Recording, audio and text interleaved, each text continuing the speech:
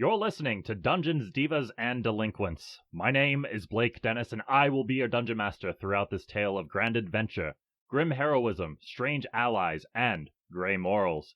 Joining us on this adventure are... I'm Jesse Nitchkey, and I'm playing Click Boom, your specialized Kenku fighter. I'm Thomas Teter, and I play Shados Cockburn, a swashbuckling tiefling bard.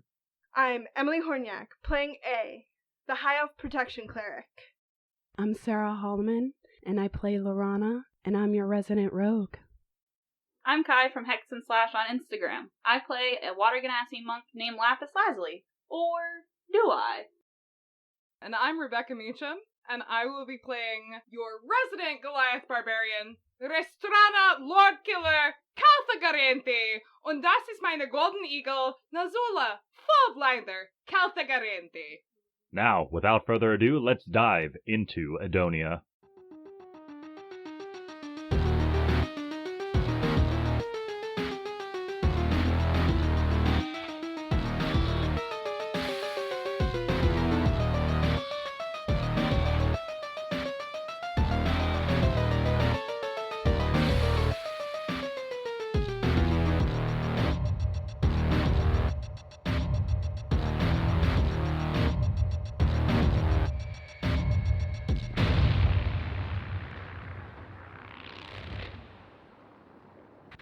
Welcome back, everybody, to 3D Dungeons, Divas, and Delinquents, where we last left our morally gray individual hero types, anti-hero types. Yeah, those people. They had just finished clearing out, so to speak, Fort Tylonee, where the sabers were holed up in. It was in this fort that the party had come across some strange dealings between the leader of the Saber Sirona and a few other unsavory members. An eyeless Goliath, presumably to be named Void Slasher. A familiar face known to the group as Rashagame, the half-elf or half-orc sorcerer associated with the family. And after a very intense battle had ensued, the party went to interrogate Sirona about the dealings on and what the hell was happening. She was very persistent to not give up any information, but after a couple takes of convincing, made her spill the beans. It was at this point that Restrana had hobbled Sirona and had, I believe, cut her head off after the interrogation. No, I took her eyes first. Oh, yes. Had Nazula take the eyes from Sirona and then cut Sirona's head off, attached it to her belt. But as the party was going to make their way to escape after seeing a clockwork type claw digging into the side of the fort, a strange man by the name of Newfan Hoodish. This name's so hard to say. Newfan Hoodish had temporarily joined the party looking to seek protection and a way out of the fort. You all made your way out of the fort, and after running into some very interesting individuals along the way back towards Waeldstone, Newfan was reunited with his sister, who was later revealed to be a gold dragon in disguise, and they flew off into the sunset. Now, you're all about 3 or so hours away from Waeldstone at this point, as you're keeping a steady pace. It's midday on the 4th day of the month of Ludair. As you're all walking around, you can feel the sun starting to dissipate the cold and wet of the month, and you can all see Waeldstone out in the distance. Could everyone go ahead and roll a d20 for me? Ooh, doing it.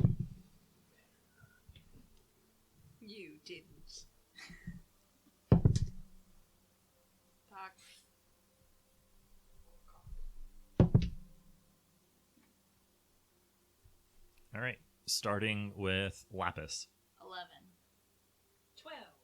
6. 2. Oof. 11. Nice. 11. Okay. So, as you take about another hour or so at a pretty steady pace, and you're conversing amongst yourselves with both Alaris and Johanna, whom you've rescued from the fort, about the upcoming festival that will be happening in Waeldstone in the next couple days.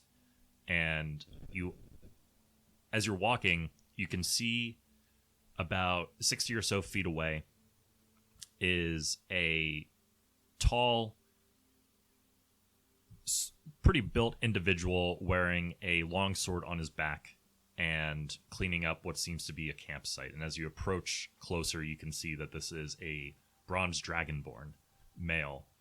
And you can see that he's packing up a campsite and looking over a series of books and papers and sort of just humming to himself as he's cleaning up. How close are we? About 50 feet away. I'm gonna walk up and just say, "What you reading?" I'm gonna sneak. God. Roll stealth for me. So he sees you approach Lapis, and he looks up from his papers and goes, "Nothing you need to trouble yourself with." No popular titles. No, ma'am. Insight. Roll insight. 7. Seems pretty genuine. And what'd you get for stealth? 15. 15. So you managed to sneak your way over behind him about 5 or so feet. He doesn't seem to notice nor care, and looks over towards Lapis and says, "Just out here for business. Don't mind me. Don't get in my way. I won't get in yours." I'm not getting in your way. I'm part of the Kobold Soul. I have to do like a census kind of thing, and we're trying to openly recruit. While she's doing that, I'm gonna pick a pocket. All right.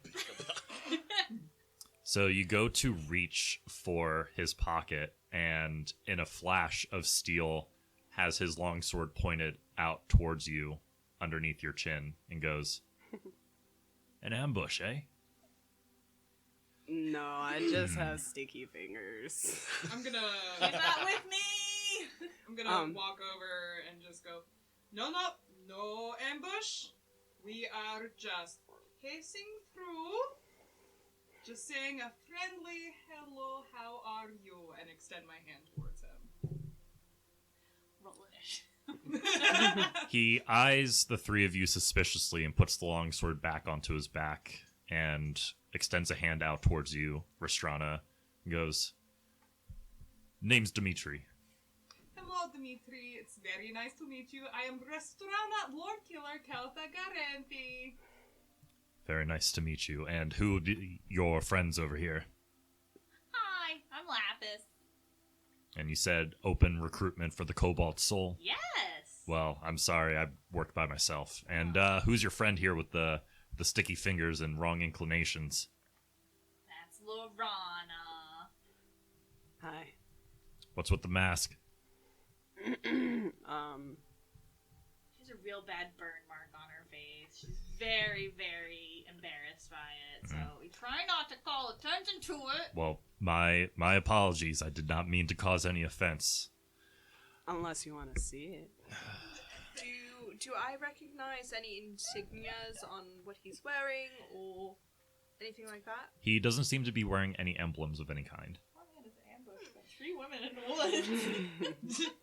So, you said you are here on business. What kind of business can we ask? Well, I'm an independent contractor, and I help the Magisterium hunt down any warlocks that may have escaped from the prefectures within the major cities. And right now I'm hunting down one such warlock from Caldroy who may have made their way to Varaine. But And who, if you don't mind me asking, I may know exactly who you're speaking of. Who are you looking for?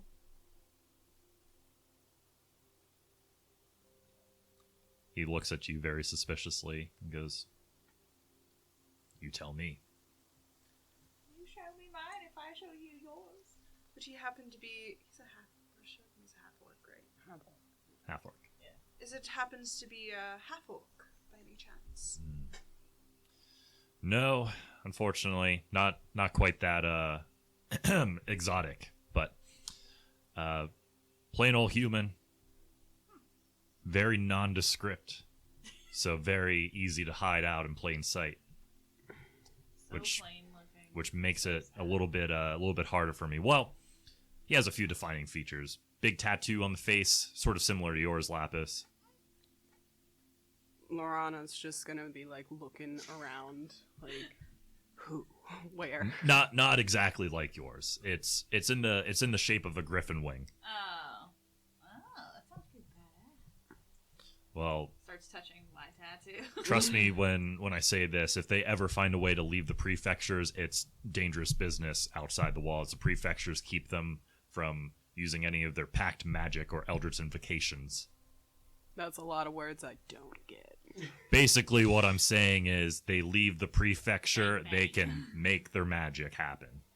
They're inside, they're no longer a threat. Sounds like a lot of rules I just don't like. Well, you don't have to like them, that's the way things are. Now, if you'll excuse me, I have to be on my way. And he starts packing up and gathering his belongings and looks Great talking to you. looks What's over your to name? Dimitri Cauldron. Okay. Now, if you ever have any information, I'm supposed to give these out. And he reaches into a sack and hands all of you a sending stone. And what you can do is, it is a one-way telecommunication between you and Dimitri. Now, if you find an individual such a caliber, feel free to shoot me a message and I'll be over on my way. And maybe I'll let you have a cut of the profit. What if we like him? I'm gonna use a sending stone and I'm gonna be like, you got it, boss. Hey, don't... You know when you're in the same room as somebody and you're both talking on the phone and there's that little delay? Yep. That happens. So as soon as you say that, it's he goes to talk and then you hear coming from his pocket, "You got it, boss." Now, on the matter of if you like him, well, you do know what the punishment is for harboring a fugitive, right? No. Murder. Well, I'll tell you one thing. Locked up in the deepest, darkest dungeons in the Magisterium and the Argenti Spires, not gonna have a good time. Oh, how could I forget? The worst. Oh, dark place. Ooh. Listen, Knifey Shiv Dark. Are you flirting with me? Is it flirting? Does it look like I'm flirting? And he has the straightest face on. 19. He has no interest whatsoever. Oh, he likes you. Oh, yeah. Think whatever you want. Oh, okay, let's keep it going. Nice to meet you, Dimitri. We will keep in touch. Yes, I'm sure you will. And then goes to finish packing up his stuff and makes his way towards the direction that you were all coming from. Why did somebody give this to me? Are you just gonna troll him constantly? He was kind of sexy, We own right? our own detective agency. Yes. He was kind of hot. Is that weird? Should He I not was- say he that? was so into you. He was Yeah, I busy. know. No, let's Like, keep going. So into I Staying know. on the task, getting back It's to kinda the hard not fucking to be. town. Come on. And Click. those muscles. Oh, Jesus. Click walks up to Laura and goes, "Knifey Shiv Dark." And just you hear Restrana's laugh start to cackle at him. You just sound bit the whole.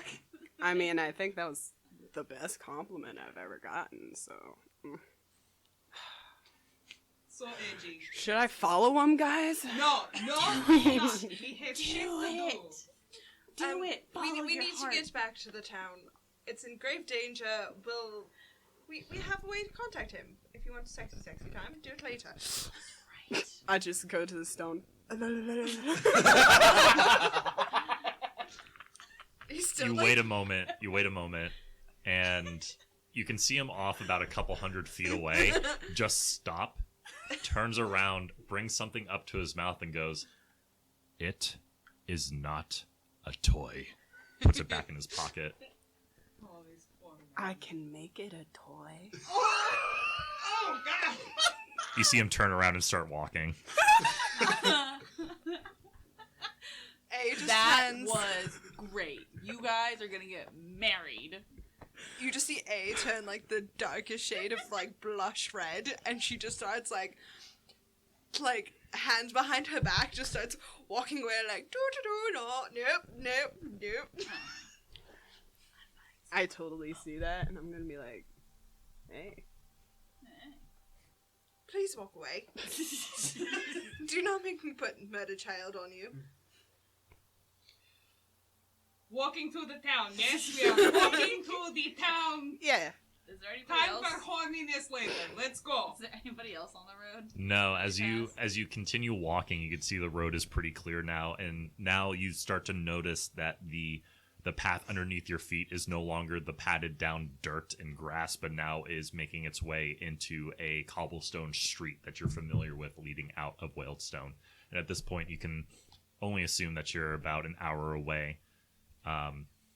You all converse, and you can see Johanna is still like a little bit in shock of what happened, and she keeps eyeing the eyeless head of Cyrona on Restrana's belt, and sort of just has her hands like right underneath her armpits as she's walking. Should we talk about what our plan should be when we get back to the town? Oh shit. My plan is to get absolutely shit house. First thing, it's been 3 days. I have not had drink. I'm pissed. Time to go. I respect that, but when we go back, I want to fight Lila. well, here's the issue. We know Rashogame betrayed us. Who's her brother? I know, but at the same time, Are they they really? also, Siblings? she said that, that's her sibling. Yeah. She also said that there was some sort of copies of us sent here already? Oh, remember in the don't lose your head room? Yes. I think that's what that was. Alright, walking corpse. Yeah, no. Better to deal with shit house than sober, so let's fucking go. Yes, let's go. Because we have tequila from the land we- of Brooklyn. We could get back, and Rashogame could still be, like, in bed or some shit. Well, it's the I don't afternoon. believe he would be there. It's the afternoon, so I highly doubt he'd still be asleep. Well, if he's still being here, I don't know. How long have we been gone? Do you understand the concept of time? Not really. Oh no. Oh, God. Well, it's been about 2 days since we left the fort. And he was, like, on his deathbed or something, right? Rashogame? No. No? He's fine. Yeah, no, Rashogame was stabilized. He was staying in a bed in the temple. But Oh, remember, that's right. we saw him in the dungeon. Yeah. He's the one that bumped in and bumped Well, I out. know, but you're talking about copies of people. Is that Rashogame the cop? That's what I'm saying. Like, I thought that's what you were coming to. No, I thought they sent ahead copies of at least Hold me on, I and have Click. to write all of this down. Government copy.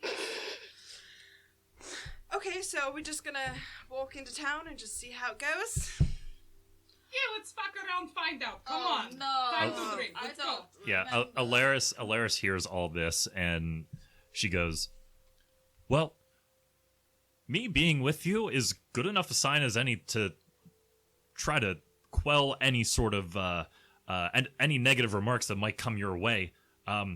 We should make our way there, obviously, but no, the town will be happy to know that I am safe, and they will treat you. I will make sure that they treat you with the utmost respect that you deserve. Good enough for me. Alaris, are I will you take 3 casks. are you okay? We will negotiate. That sounds like a job for Corin and Avery. Alaris, are you okay? Are you? Yeah. Are you hurt? No, I'm not hurt. You seem scared. Well, Obviously. more so just shaken up by what happened in there and what I saw in that casket, that Iron Maiden. And could you put your head away? I'm just. He's Oh. fashion exists. Did you ever tell us what you saw? Not in this climate. Yeah, she Alaris had told you about her time spent at the Well, I know about loser's the. ward, but Johanna hasn't spoken yet about anything. She's still in very much a state of shock. Go over and put my arm on her shoulder and check on her. So you put your hand on her shoulder, and you notice that she has very labored breathing, and she's in a cold sweat, but she's still moving along with you guys because it's now a moment of I stay with these people and I survive, or I stay by myself and I'm dead. I walk over and I go, Are you okay? Are you injured? She still has her hands folded underneath, and you can see her just slightly shake her head. No. Did they do something to you? Make a persuasion roll.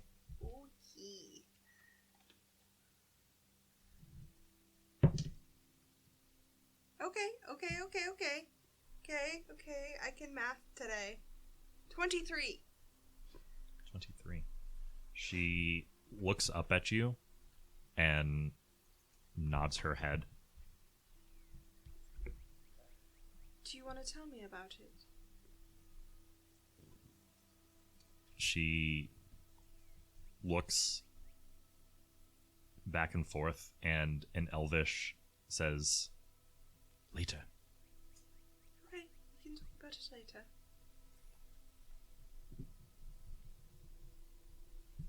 And I just gently, comfortingly, how I've been, how I know, just kind of lay my hand and just a little bit of warmth from my tattoos kind of just go through my hand and just give her the look of it's gonna be okay. Yeah, you can see her breathing has slowed down a little bit after that, but she's still very much wide-eyed. The adrenaline starting to wear off. Let's get you back to the town so you can rest, and then we'll talk. She nods feverishly. And I just kind of stay by her side and just kind of be a calming presence. Okay. So, as you're all walking, you finally arrive in Waeldstone at the gates. And as you all arrive in Waeldstone, you can see that the townspeople there are now starting to put up decorations for the Day of Reaping, the festival for Agassiz. And you can see different boughs of ivy being thrown up. The lanterns are now, their fires within them are being changed to a nice Kelly green color. And you can see more market stalls are starting to open up, and people seem to have done quite a good job at getting a majority of the town rebuilt and ready for this festival. They weren't going to not have this festival. And as you all pass some of the townspeople, you see that they turn their attention towards you all. They wait in bated breath for the results of your journey.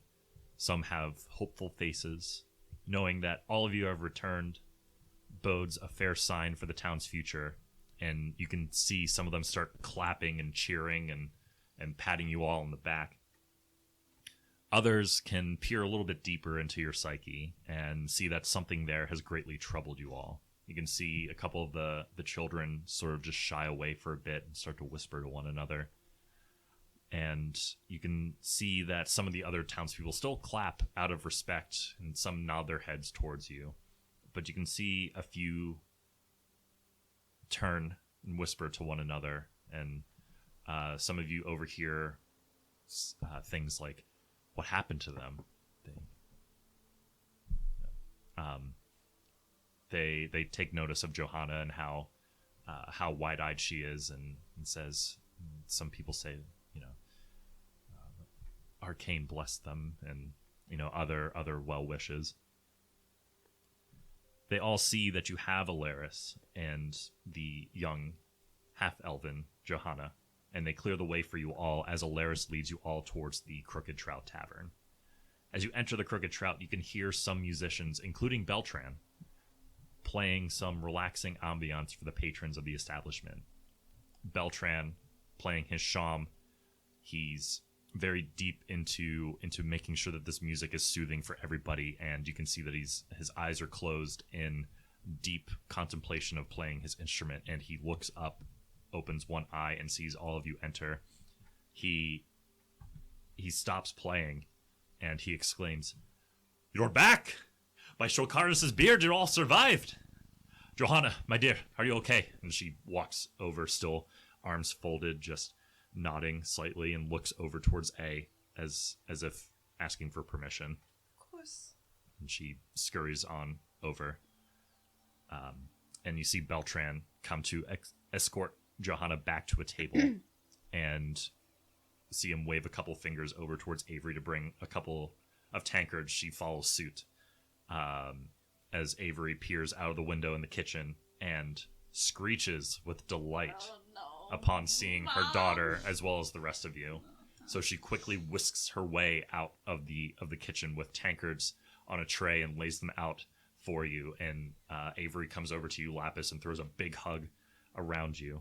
I can't breathe. And as she's hugging you, just turns over to Alaris and goes, "Alaris, by the Exalted Ones, I can't even begin to say how happy I am to see you again." Alaris responds, yes, Avery, it's good to be back. Do you think you can fashion these heroes a proper feast? I think they deserve it, and they definitely deserve a proper payment and proper welcome to our fair town. And then Alaris motions over to Beltran and says, "You there, funny man. Would it be possible to hold a small ceremony for our town's heroes during the festival? I think they all deserve the recognition for what they've done for us." And looks over towards everyone to see if they're in agreement or not. I'll raise my tankard. Sure. Uh-huh. Elvish, just gonna say, fucking assholes. You just see A turn and look at you like, Get over yourself, princess. All in Elvish. she just goes, sticks her tongue out at you. Thanks for the thought, but my happy ass will be on this bar stool. I will be staying here for that. Don't like the public. Well, don't you want the glory and the prestige? But I understand if you wish to remain humble. Well, that's not the glory you said. Well, you've helped save this town. You've protected us. You rescued me, by the gods.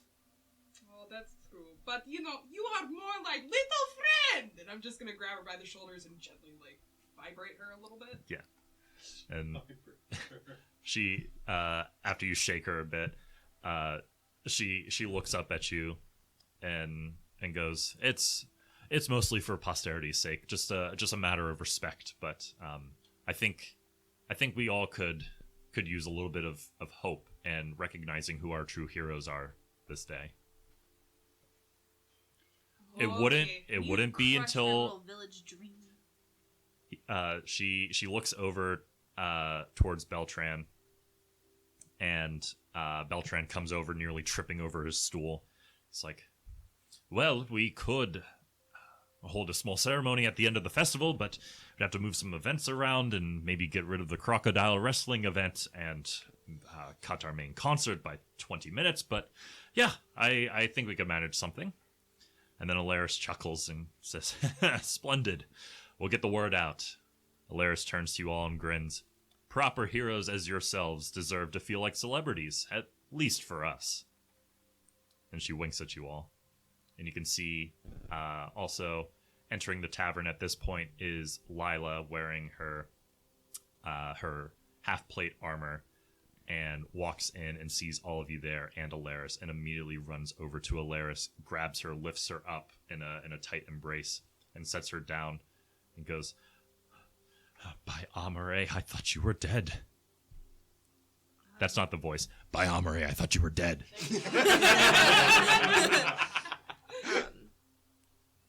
A is just gonna gently touch her on the shoulder and go, "Where's your brother?" He's still in the temple. Why? I just want to visit him. Yes, of course. He's here to protect you, after all. And I literally just grab Click by the hand and I book it out towards the temple. Okay. I follow. Okay, insight check? Yeah. All right, go for it. Before I leave, I just look at Johanna and just be like, I'll be 16. back in a little bit. She seems to be speaking the truth. Alright. Yeah, I'm following behind them. Okay. Click the entire time since they mentioned Rashagame on the way back has just been fidgeting with his hands and his rifle. Just eject a shell, catch it in the air, reload it, eject a shell, catch it in the air, reload it, eject a shell, catch it in the air, reload it.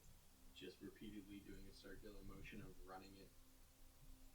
And just maybe as a tick, maybe as just a preparation of the mind, just continuously. Keep that murder child under control. So you all go ahead and you make your way towards the temple of Amare, and Lila leads you all there into the main sanctuary, and leads you towards the room where Rashagame was staying. And you look in there, and you see that the bed that he was laying in still has his body, still in the same position, still asleep. And Lila looks at all of you and goes, I've tried stabilizing him for the past couple of days while you've all been out, but it doesn't seem like that there's much that we can do. Would you mind if I just tried to do some work myself? I am a cleric after all. Oh, God. No. Well, it seems I was wrong about all of you. So, yes, you may go ahead. And she steps back, looks over towards Shados, and just, looks away, embarrassed. Insight check. Insight check. And is she leaving the room? No, she's still in the room. 10. 10? From earlier conversations and her behavior towards Shados, you can surmise that she's beginning to eat her own words. I am going to cast Detect Good or Evil. As I sit down, almost like I'm blessing myself, I'm gonna cast that. Do I get anything? So, you concentrate and pool all of the divine energy given to you centered on this room. And you've all made your way into the room, correct? Yeah, I figured. So, you can see within the room a couple of different pings. Okay. 2 of them being Click and Restrana, coming up as Celestial again. Oh yeah, I forgot about her. Yes. This is what happens when we play every 2 weeks. We forget details. They both ping as Celestial in nature. And you turn over towards where Rashagame's body is, and it reeks of undead. The simulacrum. I'm gonna look at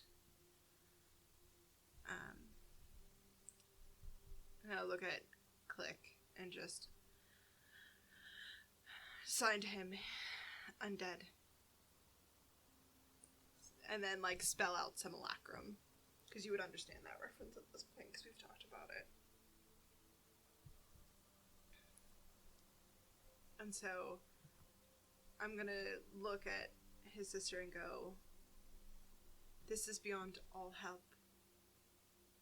There's no way to save him. What do you mean? And she, you see her, turn towards her and go, have you noticed that your brother, before he left, was acting strange? He had said something that really stood out to me. We We came from a roving tribe, and we placed great emphasis on the dragons from years past. And according to our history, there was a great war in which the dragons were wiped out, save for 3. He seemed very determined to discover his roots, and he said something about perhaps a relation that our tribe had to the one that we dare not talk about. The one you dare not talk about. Right. She looks around at everyone and sees that there are a couple clerics of the temple within that room, and she motions to them to leave, and they leave. And she looks at all of you, and in a very low tone, we dare not speak the name of Cedros the Indigo Hydra. How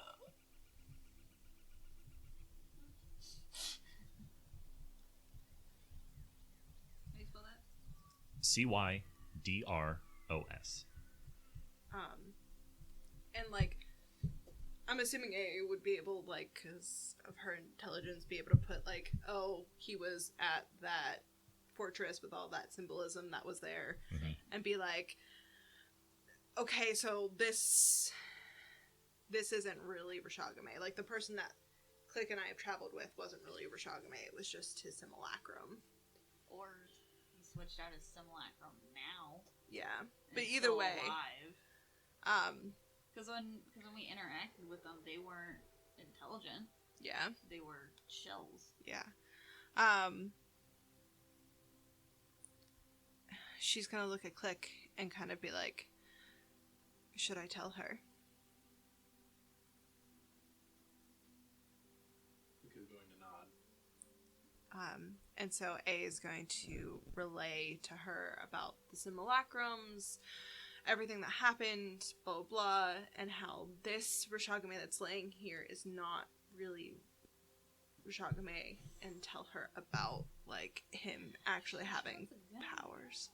And I'm trusting her. to kind of support all of that, after she explains it all, Click is going to come up and open his mouth, and from inside of him you hear Rashagame's entire monologue from down in the depths of... I hate you. Thank you for backing me up. Fair. Okay. No, it would have happened eventually. So I was going to have you roll a d6, but because he did that nulls it out. Yes! We have Lila- a personal recorder. Literally. Yeah, seriously, you have a walking tape recorder. Lila stumbles backwards a bit until she finds stability in a chair and looks at everyone and goes, he was reckless. Give him that. He managed to lie to his own sister's face. Seems as though loyalty is in short supply these days.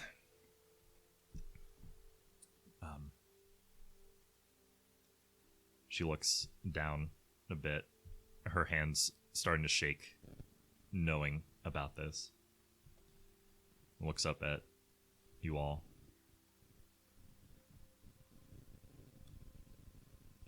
Thank you for telling me what happened. Now, she sighs and gets up out of the chair and takes her long sword out. And you see it start to now ignite with flame as she stands over the simulacrum and plunges it straight into the chest as fire erupts from the wound in which she stabbed in, going upwards as tall as the ceiling. Oh no. Oh no.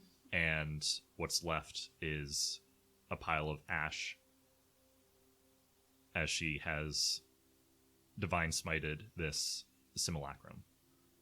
Okay. Is anything left behind? Go ahead and make a perception check. I'm also gonna see if there's anything left behind. Time to loot some corpses. I was gonna do that too because that's just 18. what I do. Okay. But since they're doing that, I'm not gonna do that. Perception? 23. Why did I keep rolling 23s? All right. Give me 1 second while I look something up here. And I while you're looking that up, I'm gonna turn to Lapis and be like, "Can I have that book about simulacrons, please? Clutching the book. Why? I want to read it with you so we know more about the information that we're about to deal with."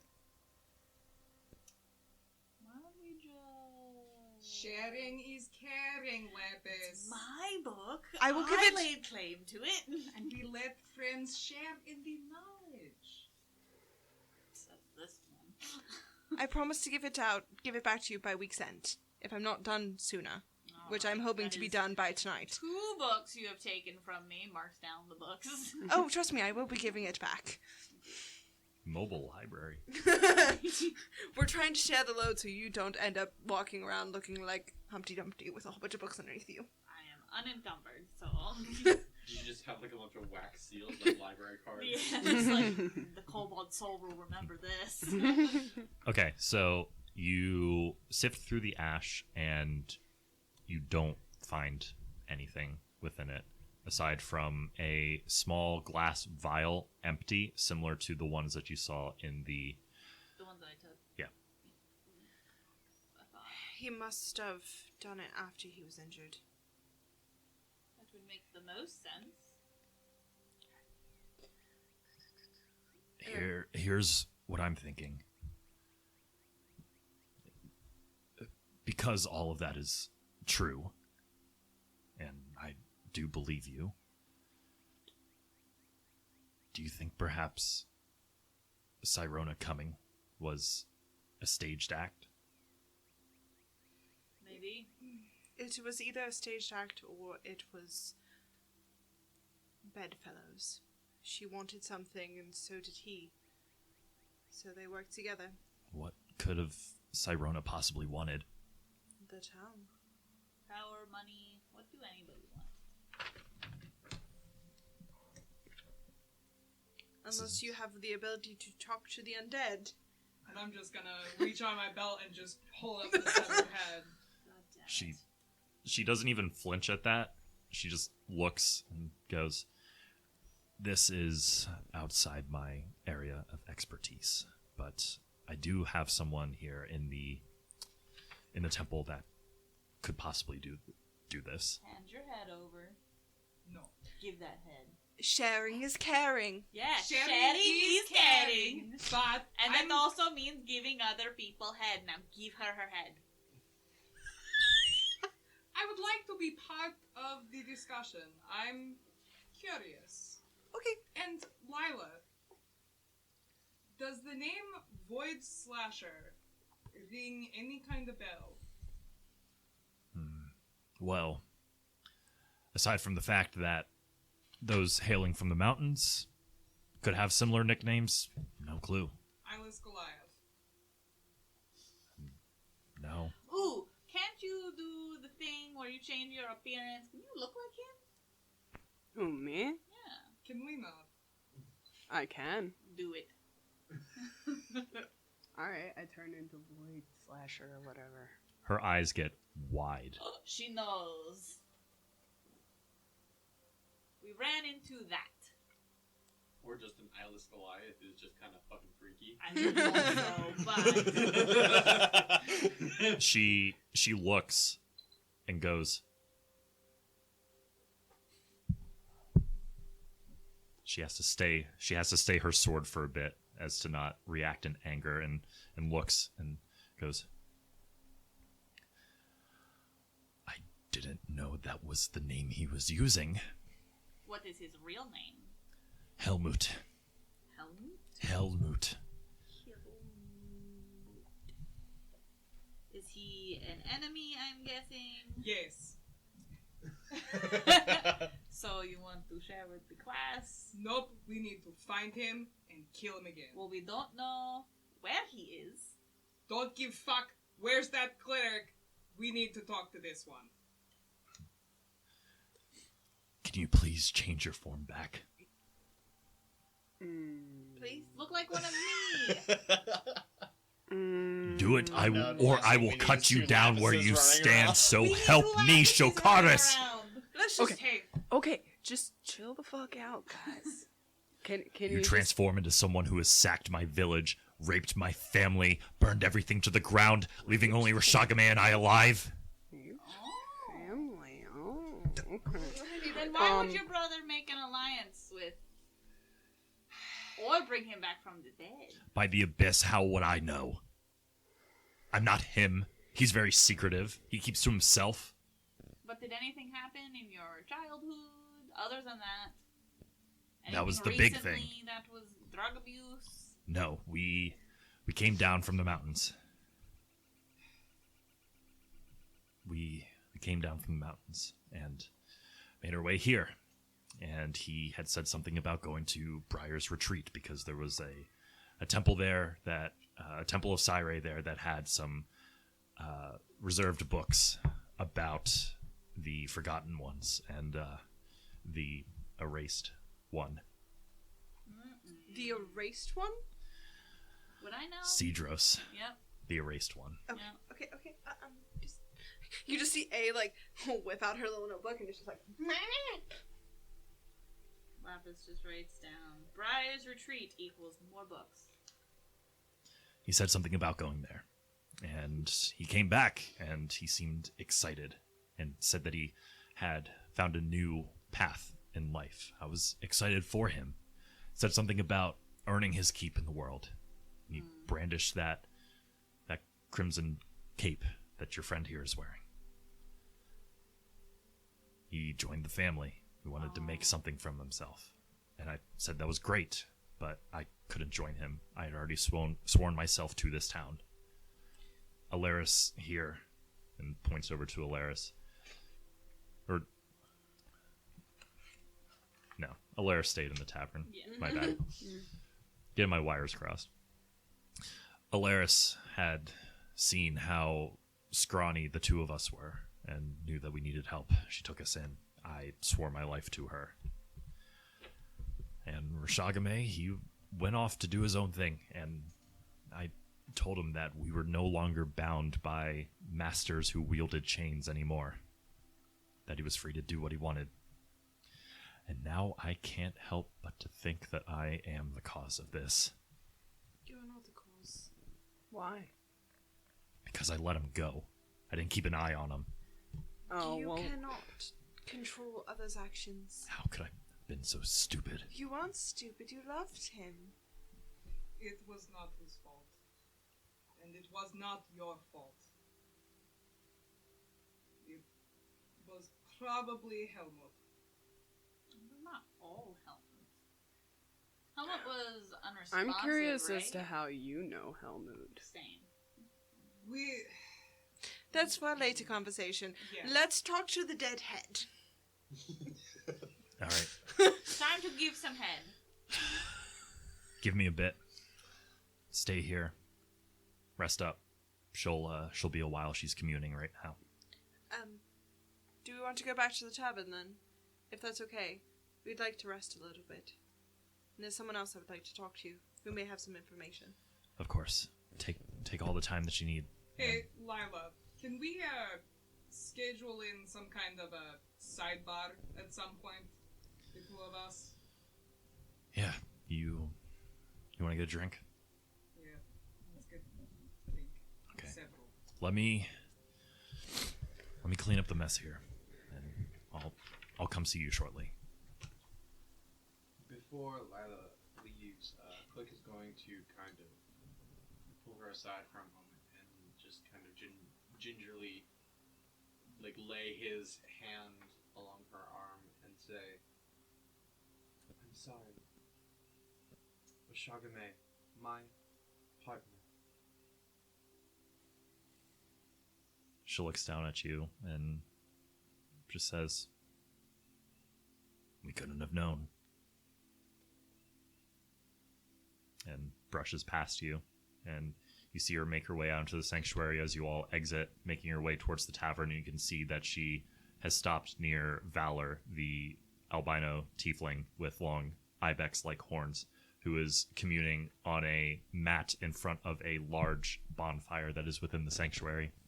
And you can see Lila whispering down to her, and Valor looks up and goes like this, making a motion of, payment.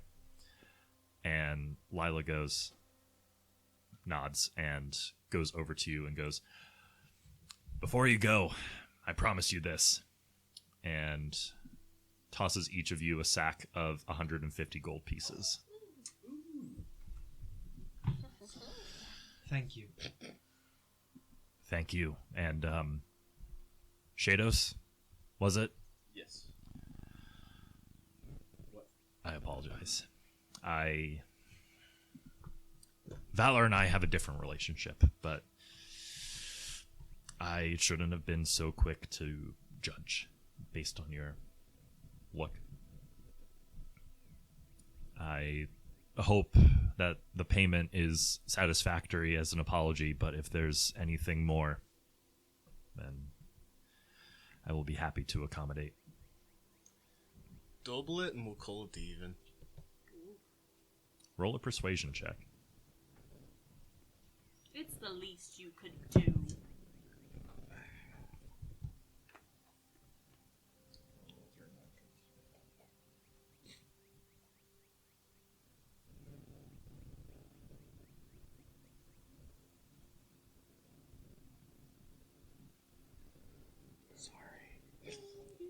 And also, like, before I leave the temple, I'm 13. gonna change back. So. Yeah. Okay.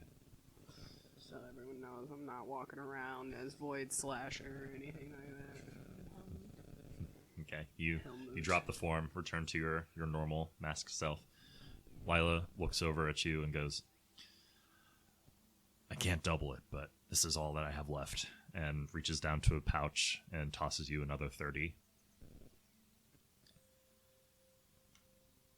I'll take it. Now, I've got some cleaning up to do.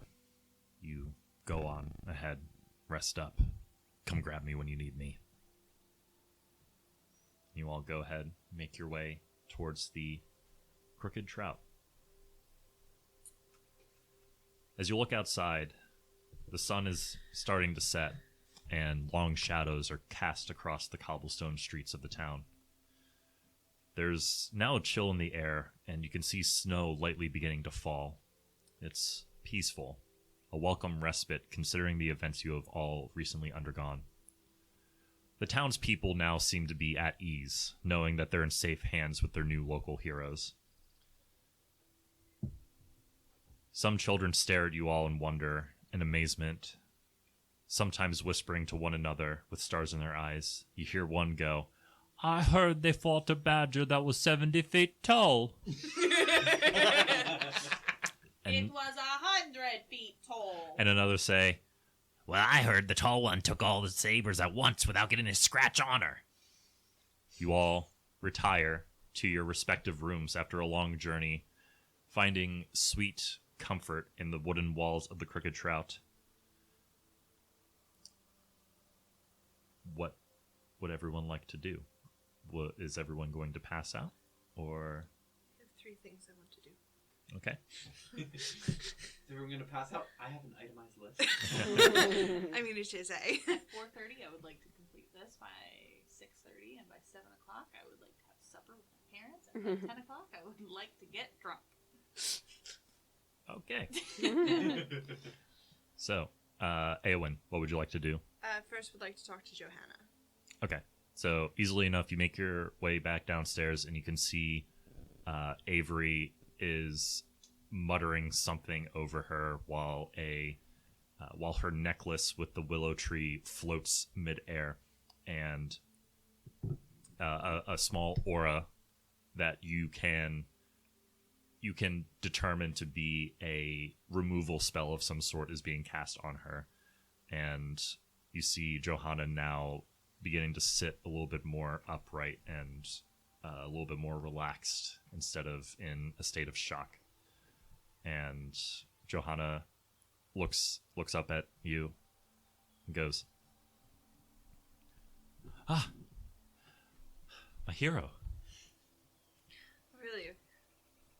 What can I do for you?" Are you okay to talk about what happened? I think so, yes. Okay. Just tell me whatever you remember. So we were in the town. I was helping set up the stage for the sword duel. And all of a sudden I felt arms grab me, and I got pulled away into the center of town, and that's where I saw all of you and my colleague, Shados. And quickly we got dragged away after that fight while the sabers were ransacking the town. They put bags over our heads so we wouldn't know where we were going. And was led into the room. And it failed for me, what they were trying to do. What were they doing? Overheard something about shells, hollow shells, for something about past souls being put into.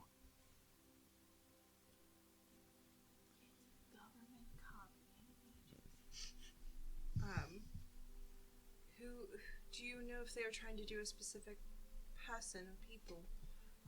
They didn't say. I didn't catch all that much, and even if I did, I have no idea what they could be talking about. But they shoved me inside that thing, and it was dark, pitch black. Okay. And kept me in there for about 10 or so hours, and nothing happened. They said that I was a failed cause and that they weren't going to let me go until you all showed up.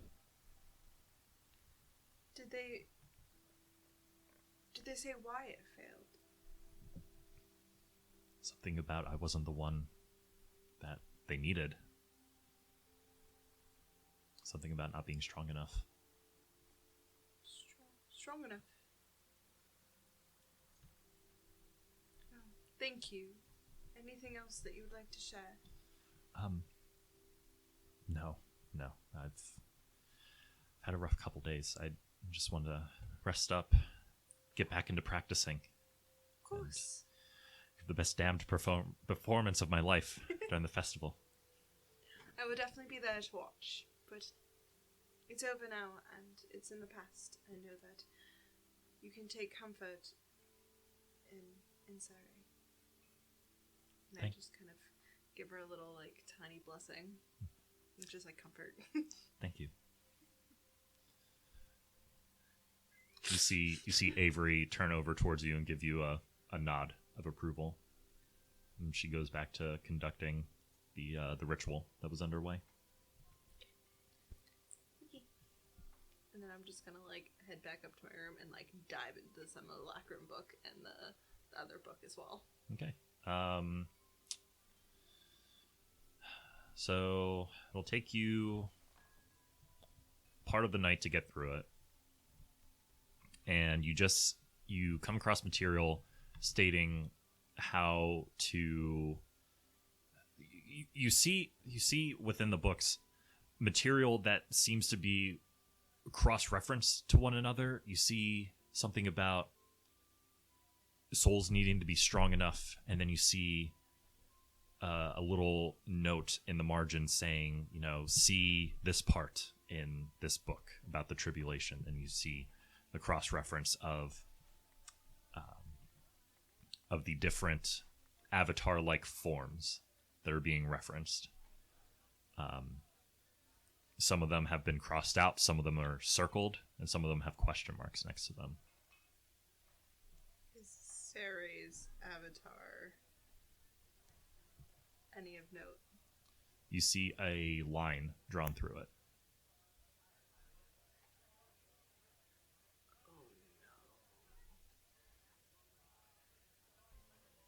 And you look through more of the exalted ones, and you can see the name for Yuna, the great artificer, also crossed out.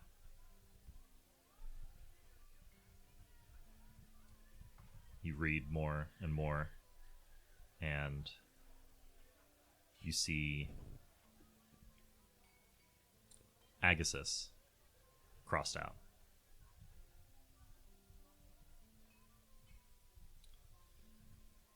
Deas is circled. Voteus is circled. And so is Mikdos.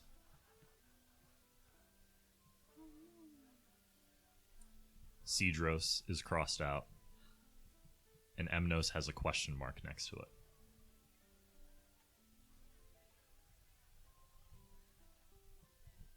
Sorry, I'm furiously writing notes.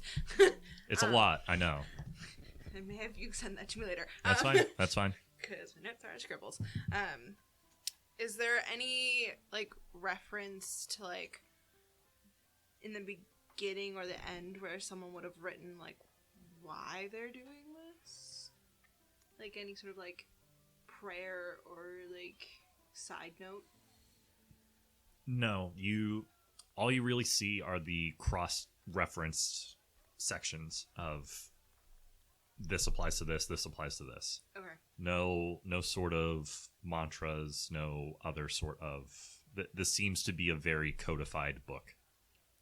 Is the handwriting familiar to me? Not that you can see. Because I was going to cross-reference the contract to the handwriting. You don't have the contract. Click doesn't have the contract. Click, what's the contract? You look around in your person, your satchels, and part of you is even like, did I shove it in the barrel of my rifle? And looking through it, just sort of eyeing it like a very irresponsible child, and you can't find the contract.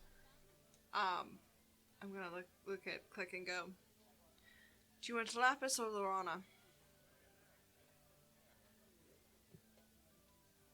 Lord. I'll take a Lapis.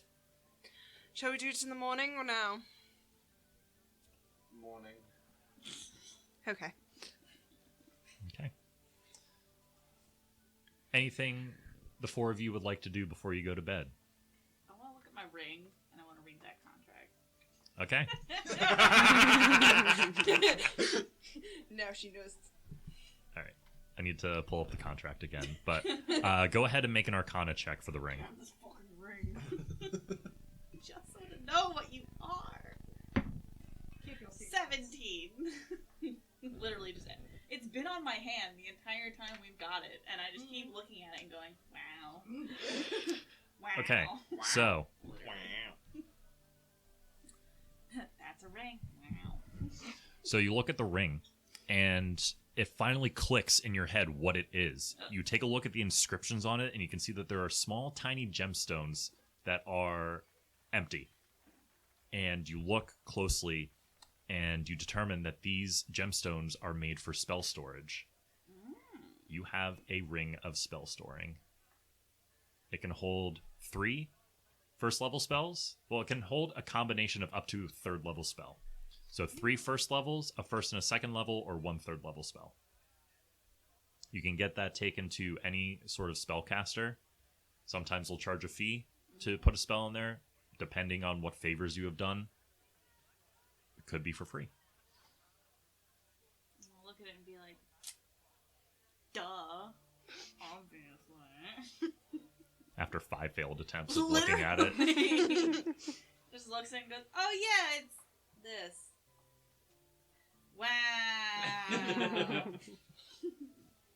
Wow. No spells in it currently. It looks like that they were all expended during the fight with Chroma.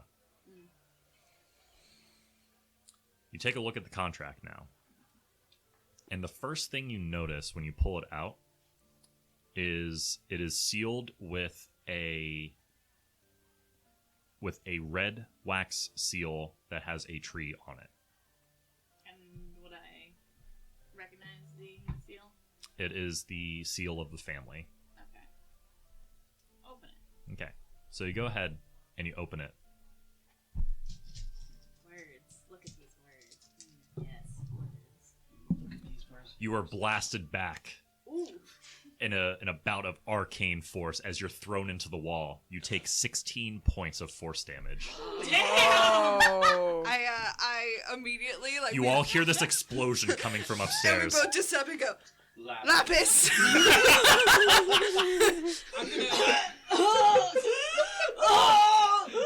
I obviously go to Lapis and I look at her and I go, "Were you trying to read something you weren't my door's supposed to?" locked.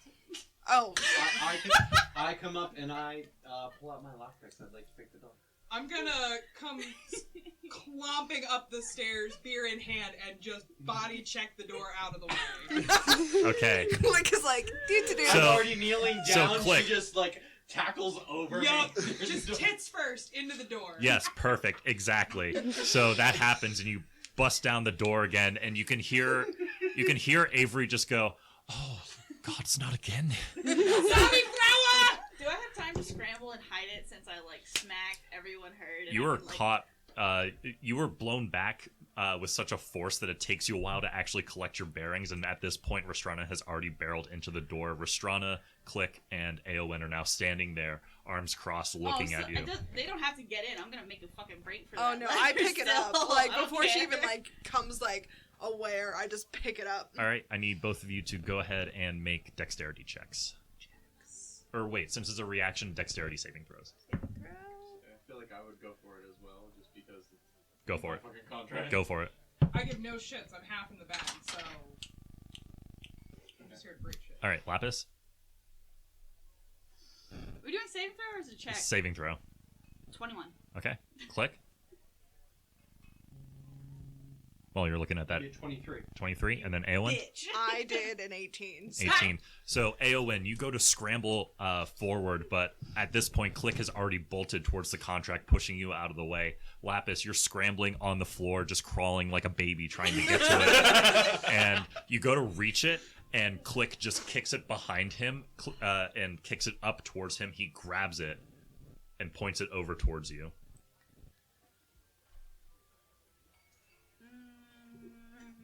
Oh, hold on. I have to update something. He just looks up at you and doesn't even say anything, just makes the sound. Murder child! I look at Click and I go, "Can I just see it for a quick second?" And he's just still staring at Lapis and just kind of reaches it out to you. Beady little eyes still just latched onto you. You're like a small Do 12-year-old would I know to if me. it's safe for me to open it because it's a contract about me? Because I signed it already at the beginning. You did, but Actually, Oh. you can try to open it if you want. I'm gonna like look at it, look at Ylorhana, and or look at Lapis, and I go, "Click, can you open?" he just takes it back and opens it up. You open it up, no effect on you. And you look down towards where everyone has signed, and Rashagame's name is no longer there.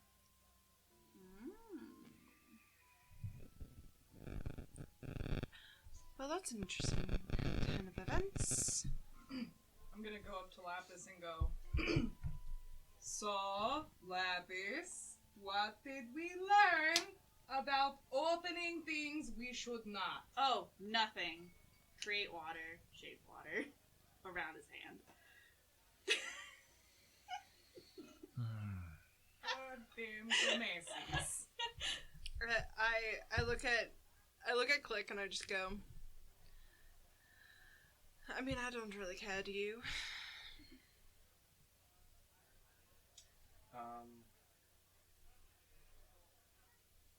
it's got a magical spell on it, so it's not going to be destroyed. So. Yeah, not aiming to destroy it either. I just go, Just being a dick. just be like, take away a phone, just hand it to her. And then you just see me turn and like look at you and be like, I would heal you, but you've been a bitch. And she just walks away. Oh, I don't need healing, princess! I'm gonna follow Aelin down the stairs. Okay. Click just looks at you and goes, but you've been a bitch. And just walks away. Have fun with that ice! I told him to leave it with you. Actually, well, because it's frozen. Yeah, it's frozen in his hand as a solid block. I pull out my pistol, plant it up against the wood, and just aim it so it doesn't hit my hand and just fire. So it That's just cracks 5 through the feet ice. of ice on your hand. 5 full feet of ice? 5 full feet of ice Okay, is I on take my your pistol hand. and I shoot it at you. Okay. And that's how Lapis turns the gun and it's just like, Do you actually shoot No, Lapis? I don't. Okay. Restrana. Oh my gosh, I Lapis. I can do a 5 foot by 5 foot cube. That's the whole bird! Yeah, on his hand. So he's literally trying to drag his hand out of my room. Yeah, the weight of the ice is similar to yours, so it's like holding your own it's body. it's much heavier than me. 5 feet by 5 Oh feet. yeah, of yeah. I pick Actually, up the ice that and might- the bird. Yeah, That might crack through the the cube floor. of ice is on the ground and Click is sticking out of it. Okay, so this is what I want you to do. Lapis, click, roll a d6. Okay. oh no. I'm down for this. Time to go. Oh! Click. 1. 1! As you cast the spell, I'm still there then. yeah. So you cast a spell. We'll rewind a bit. You cast a spell. You form the ice onto Click's hand. His hand immediately drops through the floorboards, creating a gigantic 5-foot crater in the floorboards. He goes falling through it about 2 stories and lands in the tavern. Can he land by where I'm sitting? He's going down hand first. Yeah. I go and I see this happen and I'm booking it down and I'm like, click, click, click, I click, jump click. through the hole. Wait. Click, you take 7 points of bludgeoning damage, fall Yeah, fuck damage. that. I took 16. That'll be fine. Because you were being a dumb bitch. Exactly. You're also a dumb bitch. I just turn and I look at you and I'm like, do you want your books back? You still are staying at my parents' house. You think I don't have the keys to every room? Do you want your books back? I'm pretty sure I've read them already. Medical book, detective book. Yeah, go ahead. I still have these, and I hold up the simulacrum vials. I look at her and I go, because I have the information. Unfreeze him and I'll give him back to you. It's instantaneous. Hold on. Oh, it's 1 hour. He'll be fine in an hour. Unfreeze him. I'm gonna shrink it a little bit. Ylorhana's just gonna go over and like have a candle. Yeah, he's landed next to you and you're just sipping on your tankard. Yeah, I'm gonna pull out a candle, light it, and just put it underneath the ice. As you do that, it As falls you asleep. do that, you hear this whooshing sound coming from above you as Restrana has jumped through the hole down, and like the thing in Fantastic Four just whoosh. Shit! Bad idea! Falling Restrana, with fear with the head. Restrana, you take 10 points of fall damage, There. and the tankard spills everywhere. Damn it! I have my python out and I just crack it in around my hand. Okay, yeah, easily enough. You get through it. I Takes some thought it. effort, but you get there. I look at you and I do a little healing word on you. Let's see. Ooh, that was good. You get 7 points back, so you're back to full health. Yay! So Ylorhana leans back and goes, I thought birds fly. not crash through 2 stories. Actually, at this click, all of a sudden he gets a very just emblazingly angry stare that he gives to you. Ooh. And he takes a piece of the ice that he cracked and just throws it down the candle. You're welcome too. Fucking asshole. Fucking asshole. And she just bows to him. You just see A sit down next to the ice and just like, it's just like, I'm just gonna sit here until it melts. He hops down and, do you have a tankard of beer? Mm-hmm. Yeah, he takes some of the ice, puts it in it, and starts drinking it. Nice. A just like gently like lifts it out of his hands, like, not too much, not too much, not too much. While all this is happening, there was music playing from Beltran's group, and you know that cartoon moment of just like everyone stopped playing at once. Everyone's looking at you all wide-eyed. The record scratches. Yes. On the wall. Click looks up. Is Avery nearby? Yes, Avery and Johanna are sitting over in the corner. Looks over at Avery and in Restrana's voice, "It was all Lapis' fault." See Avery look towards you, and then look up at the hole. Hi, Mom! Here's some money for it. And I drop what I got paid just down the holes. She grabs it. She goes, "There was a reason why we sent you to the Cobalt Soul."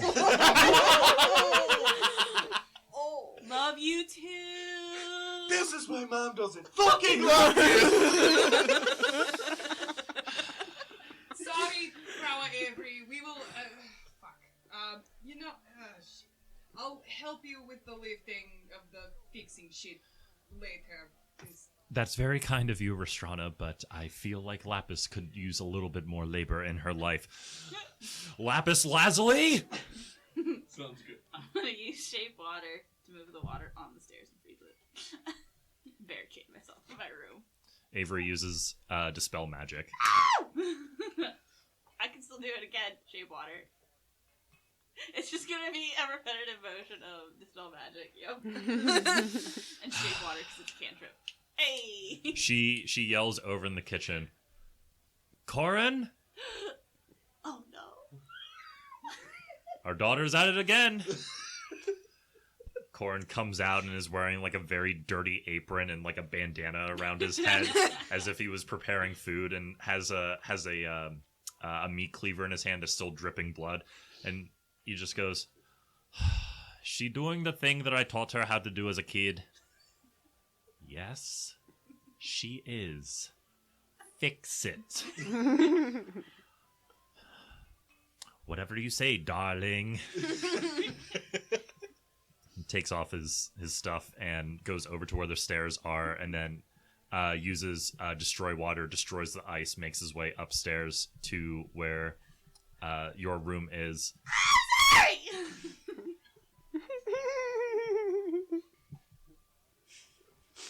The door closes behind you. You can hear Corin just reaming into her about, "You need to be more polite to the guests. You never understand where you are, and you never take care of your own surroundings."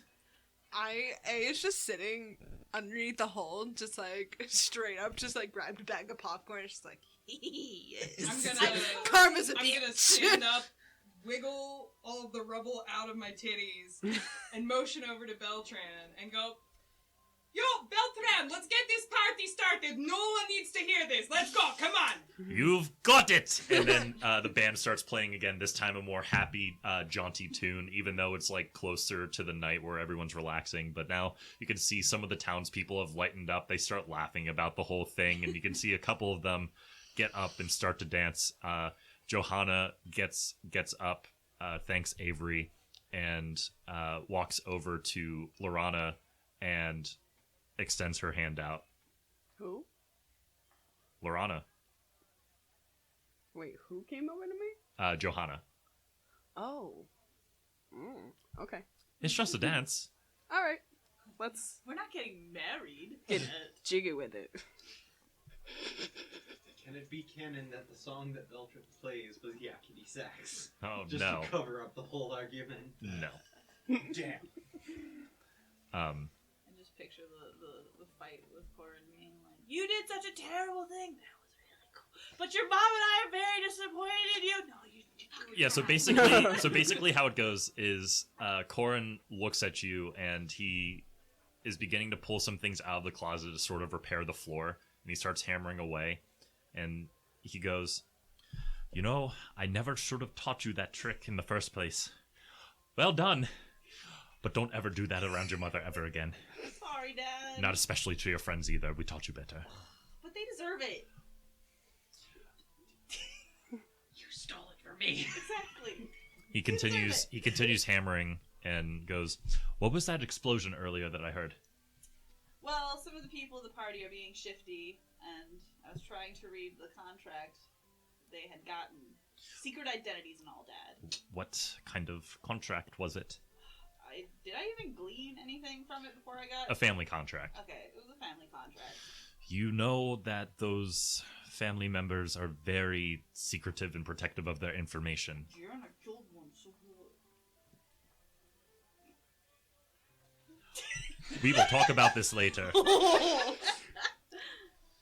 If I remember correctly, I am the one that killed it. Yeah, but he was in a case of ice. What more did you want from me? Now, did you just straight up murder him, or was this justifiable cause? It was justifiable cause, and I'll fill him in on everything. Oh. Like everything from start to finish. Oh. I Well, love how he's like, oh. Oh no. my little Lazulli, I'm just happy that you're home safe. Just try not to make too big of a scene. I have to clean up everything. I'm sorry, Dad. I'll help you tomorrow morning. Thank you. And everyone goes to their respective rooms and I assume retires for the evening. Nope. No. I'm I still am. dancing. Well, no, the dance happens. Everything sort of slows down after a couple hours and is now approaching about midnight. Restrana has offered her aid to Avery to just sort of like sweep up a little bit here and there, just do like little things just around the place, like even if it's not something to be done. Like there's a moment where Avery goes, Don't worry, I'll pick all this up," and you just stand there like, okay, and you just push a table off to the side as if to try to move it out of her way, even though it's not in her way whatsoever. Sounds about right. You all wind down and retire to your respective rooms after a long journey, finding sweet comfort in the wooden walls of the Crooked Trout. Some of you fall asleep fairly quickly, others are still shaken by the events that transpired. But one of you stays awake for a while, until finally succumbing to sleep. One of you, paranoid and disturbed by the words spoken to you while in the fort. Ylorhana,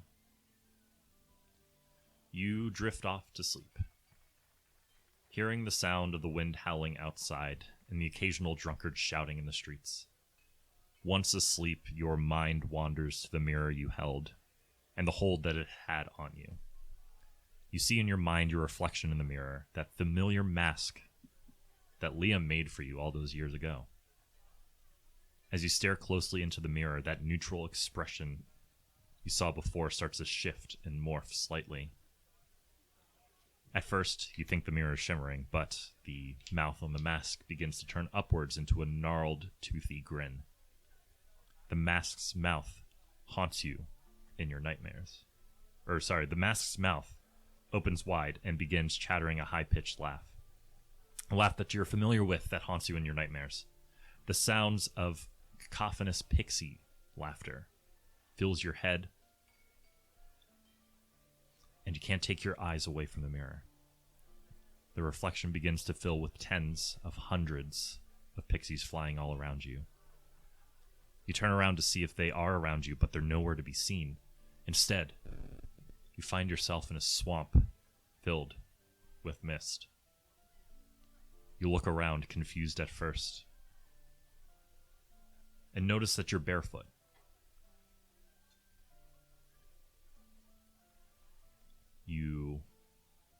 see off in the distance a small grove, and something is drawing you towards it.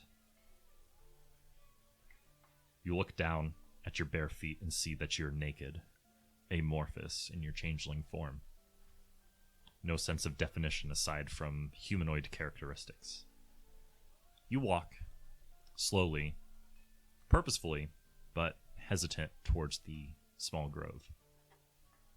With each step, the mist around you grows thicker and thicker, almost becoming solid in nature. You push through, brushing aside the mist, as if a thicket of branches in a jungle, and stand before the grove. It's a small pool of water, where the mist seems to be emanating from. You stare into the water, seeing your gray, androgynous body. Suddenly, a whisper is heard around you. Ah, it seems you finally let me in.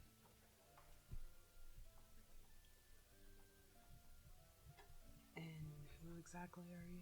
Ah, well, we have many forms. Regardless of which we take, we always know how to kill, such as yourself. That's very broad. Do I know you? To be one with me is to adapt. You said it yourself, take what's given to you. Uh-huh. What this is a blessing. We are no god, nor devil. We exist. We are natural. We survive, and to think of anything more, anything less is folly.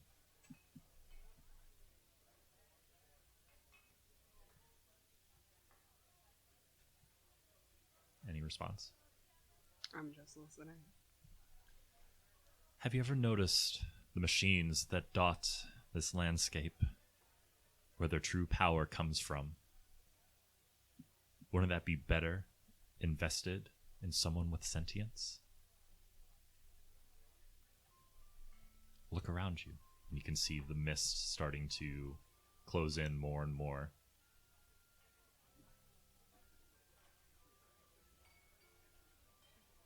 What do you do? What exactly do you want me to do? You can either accept this part of yourself, and we continue on with our journey as one, or deny me, but you lose that power.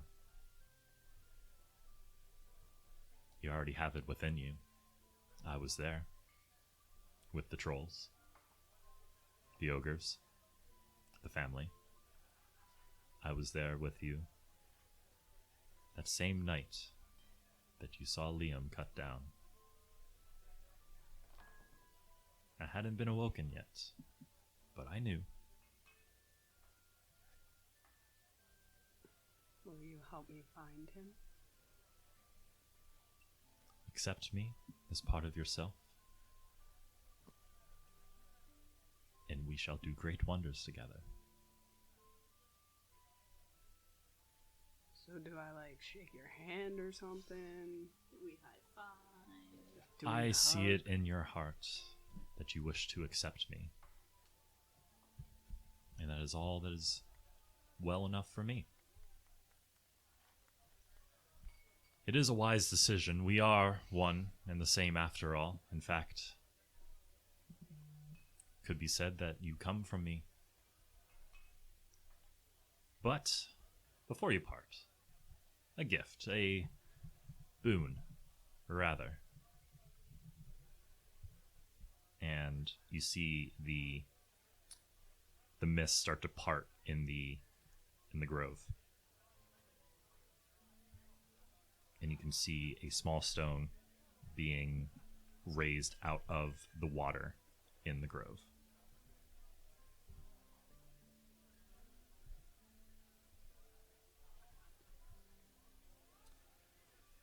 And you see perched upon it is a mask. From the distance that you're at right now, it's hard to make out any details.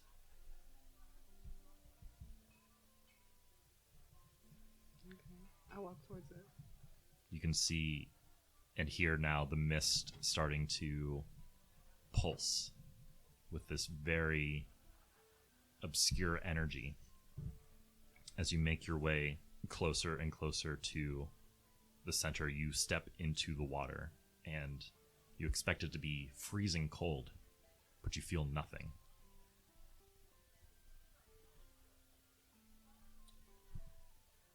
And you pick it up. You see the mask's details now are slowly coming into form as you see a half of a mask that covers just the eyes. And the pattern on it seems to be an ever-shifting smoke.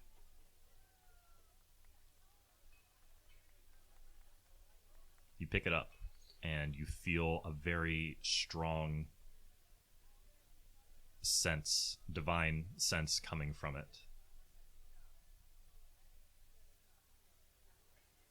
What do you do?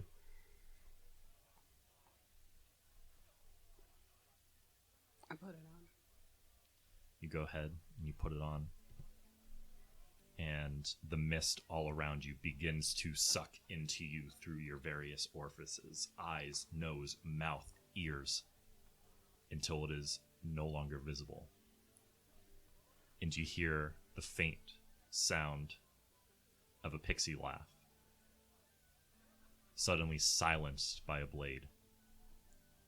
And you hear within your own head, "The real work shall begin." And you wake up.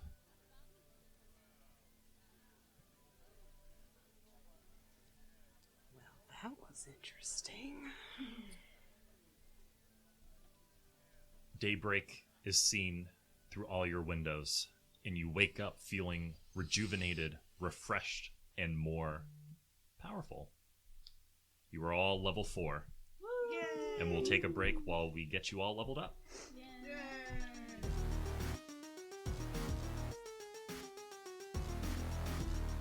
Hi, Lapis Lazulli here, your favorite resident asshole, here to tell you about our fantastic sponsors at Portal in Bethlehem. They would like you to know that they are offering a pre-sale for their D&D fantasy miniature, Orcus Demon Lord of Undeath. He is a premium figure for just my favorite number, $69.99. He is originally $80. He releases January 2021. Hopefully I can get the fuck out of my house by then. Restrana! What am I doing here? All right, and we're back from our break. Everyone did their level up to level 4, and I thought it would be nice to let our audience know what they chose. So, starting with Lapis, what did you get at 4th level? I got the Monk Feet Slow Fall. I can use my reaction when you fall to reduce any falling damage you take by 20, and I improved my ability score. That's it. Nice. You bumped up dexterity? Yep. Nice. Okay. Restrana, what did you take? I took a feat, and I took Savage Attacker. So once per turn, when you roll damage for a melee weapon attack, you can re-roll the weapon's damage dice and use either total. Nice. For me and my shit rolls. Shados, what did you take? I took Warcaster, so I now have advantage on con saving throws that I make to maintain my concentration spells whenever I take damage. I can perform the somatic components of spells even when I have weapons or a shield in one or both hands. And I can use my reaction to make an opportunity attack to cast a spell that has a casting time of 1 action and targets only that creature. Okay. And you picked up some new spells, too. Correct. I picked up...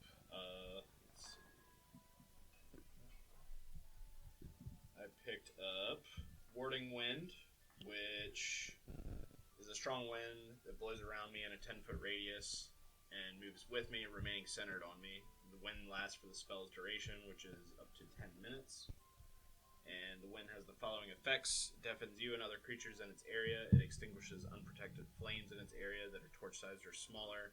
It hedges out vapor, gas, and fog that can be dispersed by strong wind. The area is difficult terrain for creatures other than you, and the attack rolls of ranged weapon attacks have disadvantage if the attacks pass in or out of the wind. And then for a cantrip, I picked up True Strike, which you point your finger at a target in range. Your magic grants you a brief insight into the target's defenses. On your next turn, you gain advantage on your first attack roll against that target, provided that the spell hasn't ended. Cool. Click boom. I'm a gunslinger fighter, so I just got an ASI, and I can hit things better. Nice. And pump my dex. I am officially at max dex. Very nice. All right. Eowyn, what'd you take? I also took Warcaster, because cleric is very nice to do.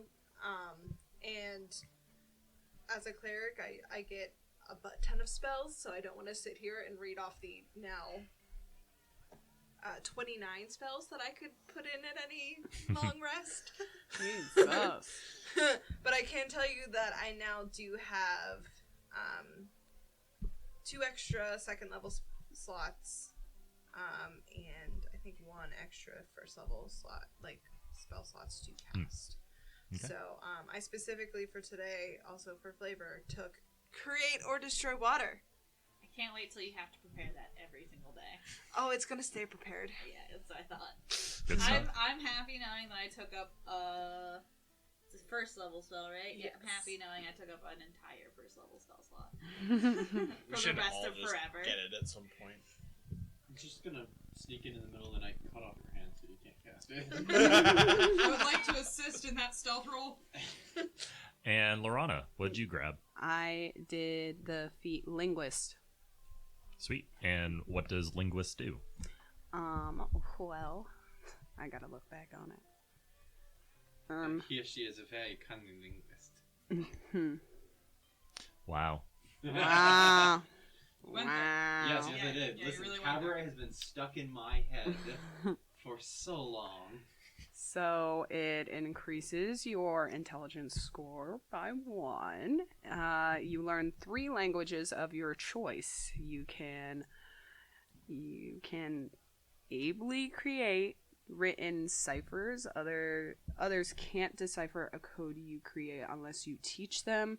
They succeed on an intelligence check. DC equal to intelligence score plus your proficiency bonus, or they use magic to decipher it. Nice. And And- which languages did you pick up? I picked Giant, Elvish, and Sylvan. Very nice.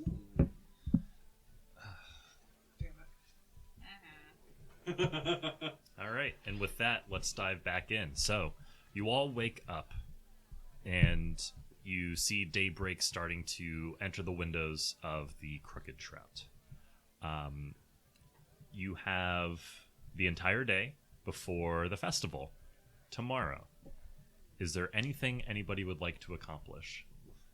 I'm helping my dad. Okay, so you go ahead and take the day to help your dad out, and while you're helping him out in the tavern, you hear a very familiar voice call after you. Ah, there you are. Your parents told me I'd find you here. And you look over and you can see your mentor, Marin Barasa, an expositor of the Cobalt Soul of Eddonia. He approaches you and your dad. And Marin is a deeply tanned high elf with long black hair tied into a braid that goes down to his waist. You can see he wears a double-breasted blue coat and gray trousers and walks with a slight limp. You know him to be around like 50 in human years. And accompanying him, you see a younger dark elf around your age. He has a short cropped hairstyle of stark white hair and wears very similar attire to you, indicative of the uniform of the Cobalt Soul. This is Sidian Tremere, Lapis's colleague, best friend, potential lover. Boom. Love interest. So the two of them go and approach, and Marin goes, Lapis, it's been quite some time. I'm gonna jump on them. I'm gonna hug them. Oh, okay. No You need to. left me here! It's so miserable! We sent you off here because we have assignments for you that. They're so boring. Well, I'm sure you can find fun somehow. I guess. Well, regardless, I do have some use of you. Oh, Well, you said you were bored. I am bored. Well, hopefully that will What are you change. doing? Care to follow me and Sidian up to the cemetery up on the hill? Okay, A little bit of privacy. sounds good. So the three of you go ahead and make your way up there. And as you make your way up there, you can see standing in the cemetery are three individuals unknown to you.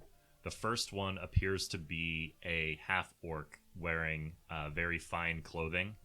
No hair, completely bald. Fine nobility clothing. The second one is a brass dragonborn wearing very loose flowing robes and appears female.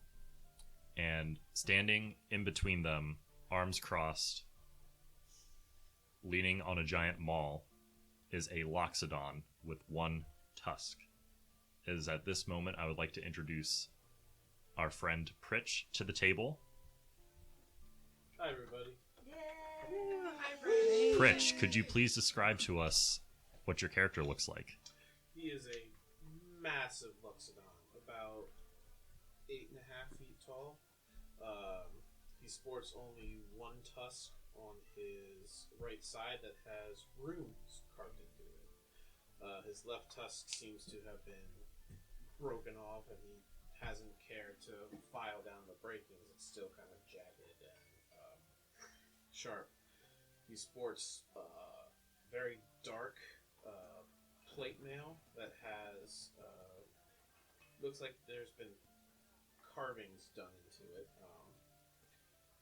It has red accents, and his maul is massive, the size fit for a Luxodon. Kind of has bronze accents, a reddish tint to it. In the center of either side, there's a rune carved into it, and on his back he sports a war pick that is made out of what you can assume to be his broken tusk that also has runes carved into it. Kind of a very angry looking individual. Not angry at anything in particular, just kind of grumpy, and out of his mouth hangs a lit cigar. You're very tall, sir. Yeah. Good enough. Introductions are in order as Marin approaches. Lapis, Sidian, these are members of the Rune Guard in Oratir. Now, I have told you, and we have discussed in our lectures about the ongoing conflict between the Shadowborn clan and the Kriegesheim in Oratir. How the Shadowborn are looking to conquer land far beyond their own reaches for whatever nefarious plots they may have.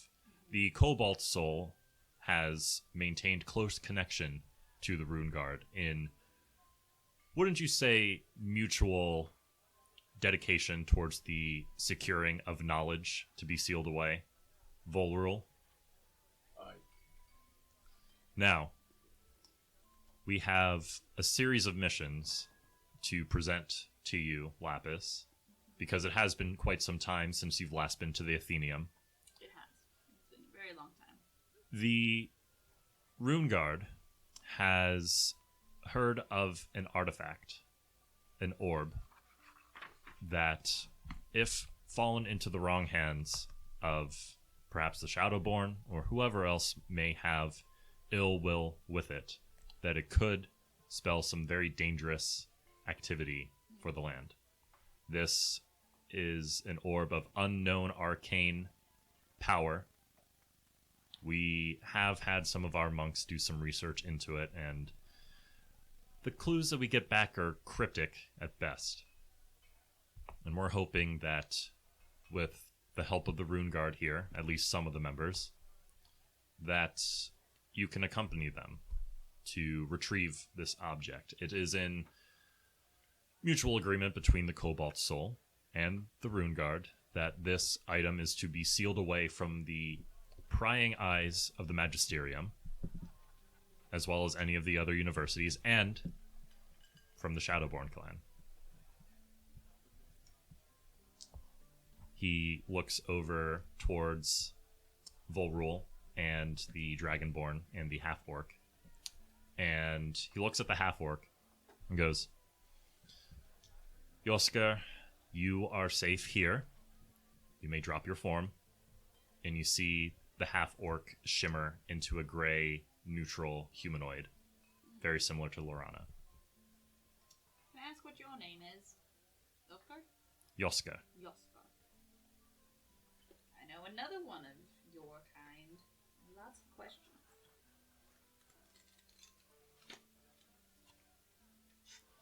Now, it is tradition within the Kriegesheim and the entirety of Ortir that one must be able to prove themselves physically and mentally for any battles that may come ahead. I have brought Sidian here to aid you in the mission that I'm about to tell you after this. But first, he wants to see how well you can handle yourself in a fight. I thought you'd never ask. Like, yes. Sidian just stands there with his arms crossed, just... Okay. If you say so, Marin. Go ahead and roll me some initiative. What dice?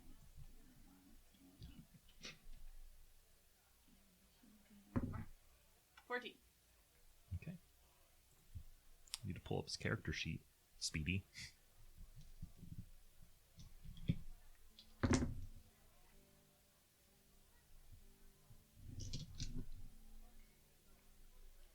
So you see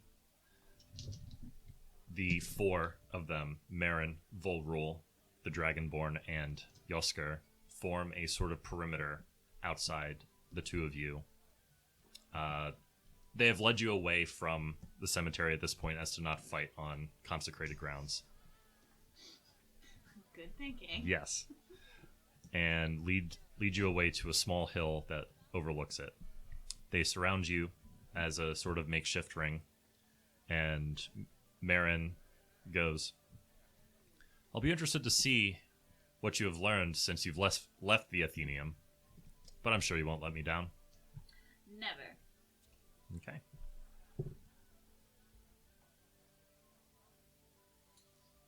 You go first. Oh, sweet.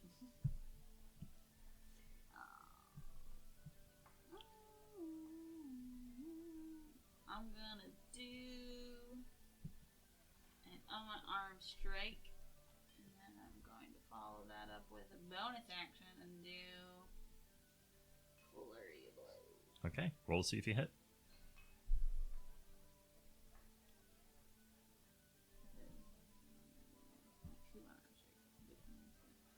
First one.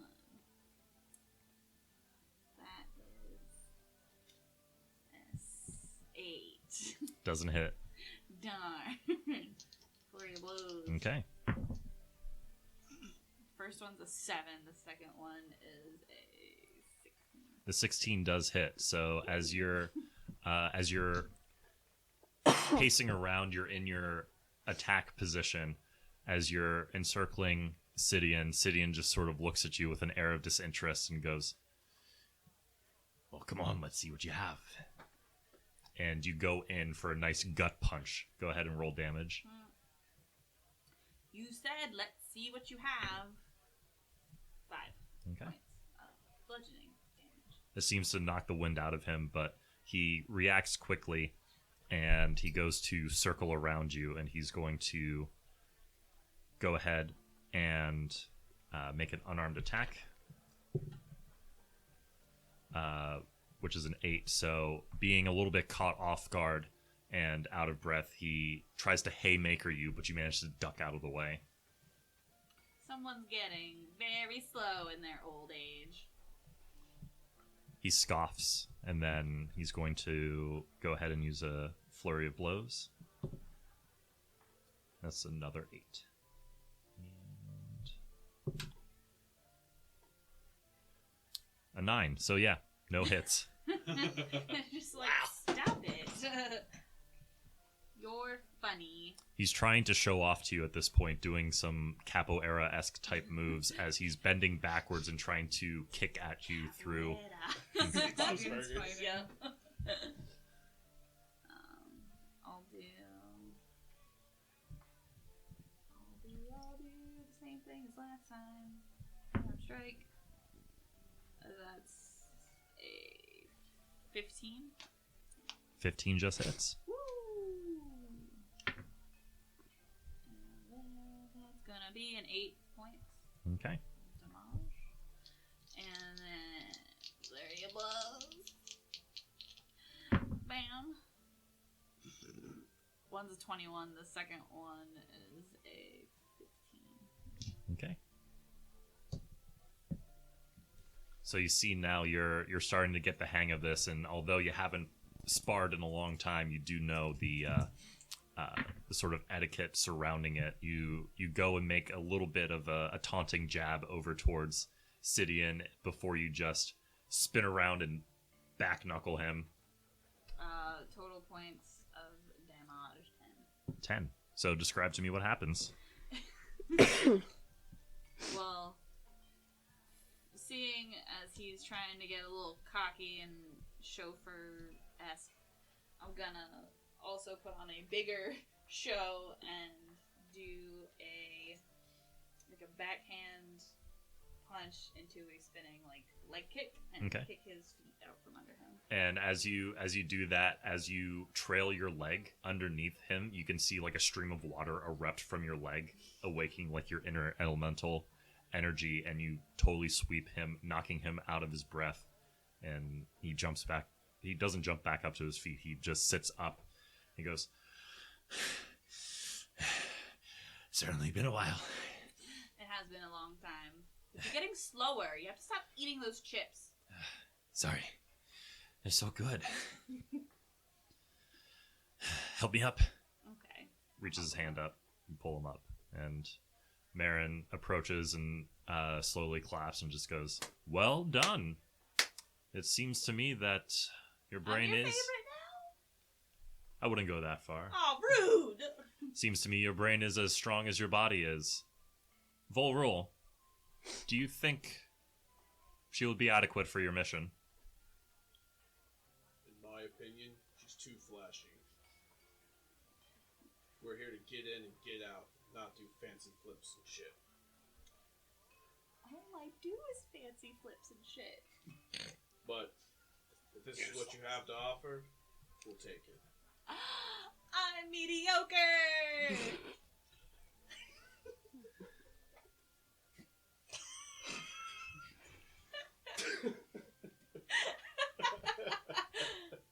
I don't even know how to respond to that.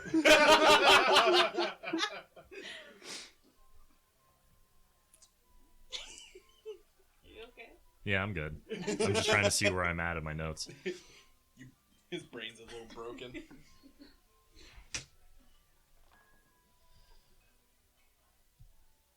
The Marin approaches you. Says, "Well, you've definitely earned the keep of the title of being part of the Cobalt Soul. You will do us proud, I'm sure of it. Always. Remember, knowledge is key. Find out what you can. Get in, get out. You'll have them at your side. And we do know of those friends of yours that you've been traveling with. And I'm sure they'll make a great asset as well." Maybe. Well, Bitch. regardless, you are going into very uncharted territory, even for the Cobalt Soul. We have sent in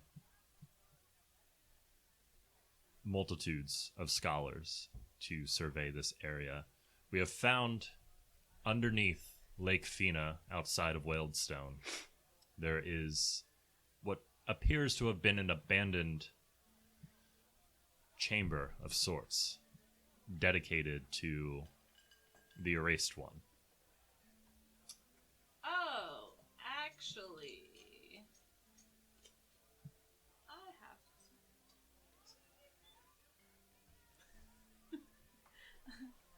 I have to talk to you in private.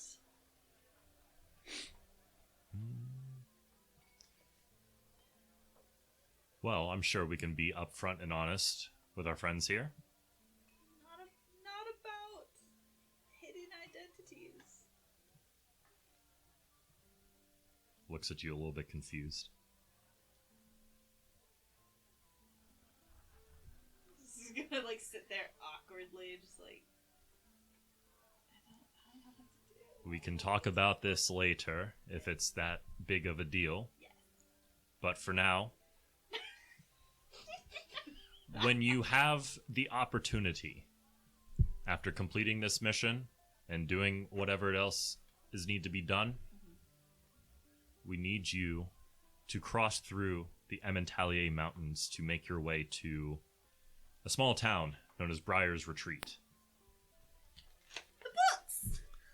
We've recently been told by the Magisterium, and our Mention unfortunate... Magisterium. Volrul's gonna give like that really deep, angry elephant noise. Yes. Volrul, it does not bring me any joy having to work with them, but sometimes you do what you must, and I'm sure you know that. Kind of leans back. A rogue magister by the name of Solomon Adrexia has infiltrated Briar's Retreat. He seems to have taken with him a flock of students and set up a school or church of sorts in the area that he calls the Priory of the Homunculi.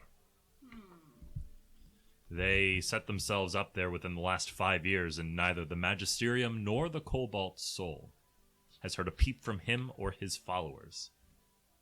Until recently, it was brought to our attention that members of the noble houses of Eddonia had just suddenly vanished without cause.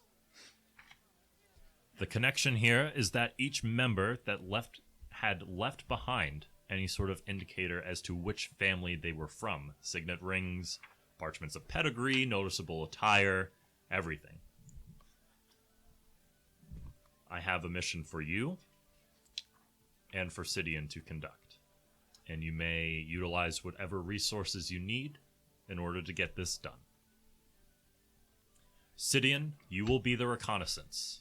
You will leave tonight, post-haste, and make your way to Briar's Retreat and leave markers denoting places of interest to the Cobalt Soul. That includes pathways to ruins, notable dangers and obstacles, and safe spots. Once you reach Briar's Retreat, you will wait until Lapis has made her way there, and you will be given further instruction. Sidian just nods solemnly and looks over towards Lapis with a sort of longing look. Marin then turns to you. Lapis, I don't normally condone the work of mercenaries and brigands, but it seems you have made quite the name for yourself here. You will form a strike team to follow Sidian's markers on the path to Briar's Retreat. Make note of everything you find. Sidian is to be quick and efficient. You are to be detailed and thorough. Investigate the town, find out what Adrexia has done, and expose that evil. We don't know exactly what he has done, but if it involves the houses, it cannot be good. Leave no stone unturned, no stream uncrossed, and no ruin unchecked. Normally, this would be a job for the Arcane Guard to handle, but with the positioning of the town near the Emmentalia Mountains, it would be difficult for one of their airships to land in a nearby vicinity. The two closest airship docks are on the island of Dracon's Aegis, which was long sacked by dragons, as you remember in my lectures. I will pretend that you remembered. And the other in the city of Crete, which is a 4-week journey to Triana, even longer to Briar's Retreat. So you can see our problem here. And normally the Cobalt Soul chooses to remain impartial to the Magisterium as a way of preserving our doctrine. But there was, in addition, a recent influx of arcane energy that was recorded there, and we need to find out what that was. Now, what say you? I'm always happy and ready to help. Then, you will do one thing for me. Anything that you come across, we have assigned a special arrangement.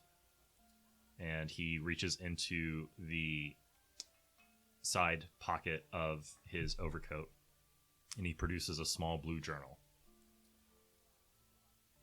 And he says, anything that you write in this journal will be made available to the eyes of the high expositors of the Cobalt Soul. Report anything that you see, anything of interest, and we will be sure to know of it. And he hands you the journal. Pass it down. Yeah! Oh, that's Beautiful. dope. I'm a kobold.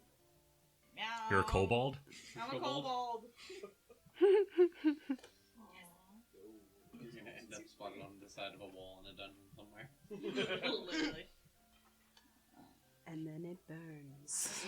Yeah, literally. I will treasure this. Please tell me there's a protection spell on it. You, as you handle the book in your hands, you can feel a divine energy emanating from it. I have a lot of transcribing to do. He looks at the two of you and looks over at Volrul and the rest of his party and goes, I'd be much interested to meet your friends. Wouldn't you, Volrul? Kind of, he shifts the cigar from one side of his mouth to the other. Kind of like flicks it upward. Mhm. Alright. I'm just gonna saunter on over to Sidian and just put her book up and go, he's good with his tongue. You said this is Sidian? Yeah. Sidian leans over towards you and says, he's not the only one. Oh. Blushing like a fucking idiot. Marin notices the two of you and snaps his fingers. Now,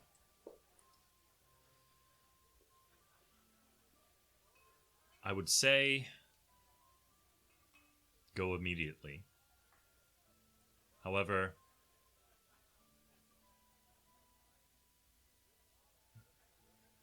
it seems that you might have some loose ends to tie up here, from what I've observed.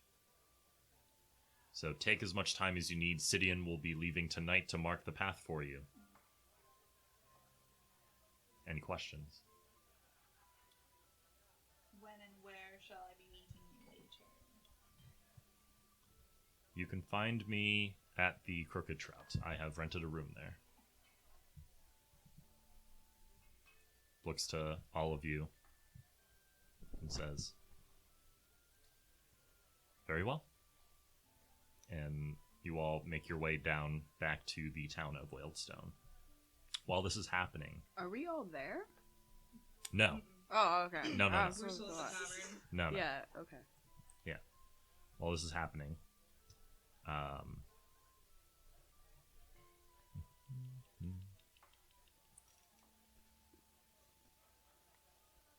all right. Is there anything else someone would like to do with their free day?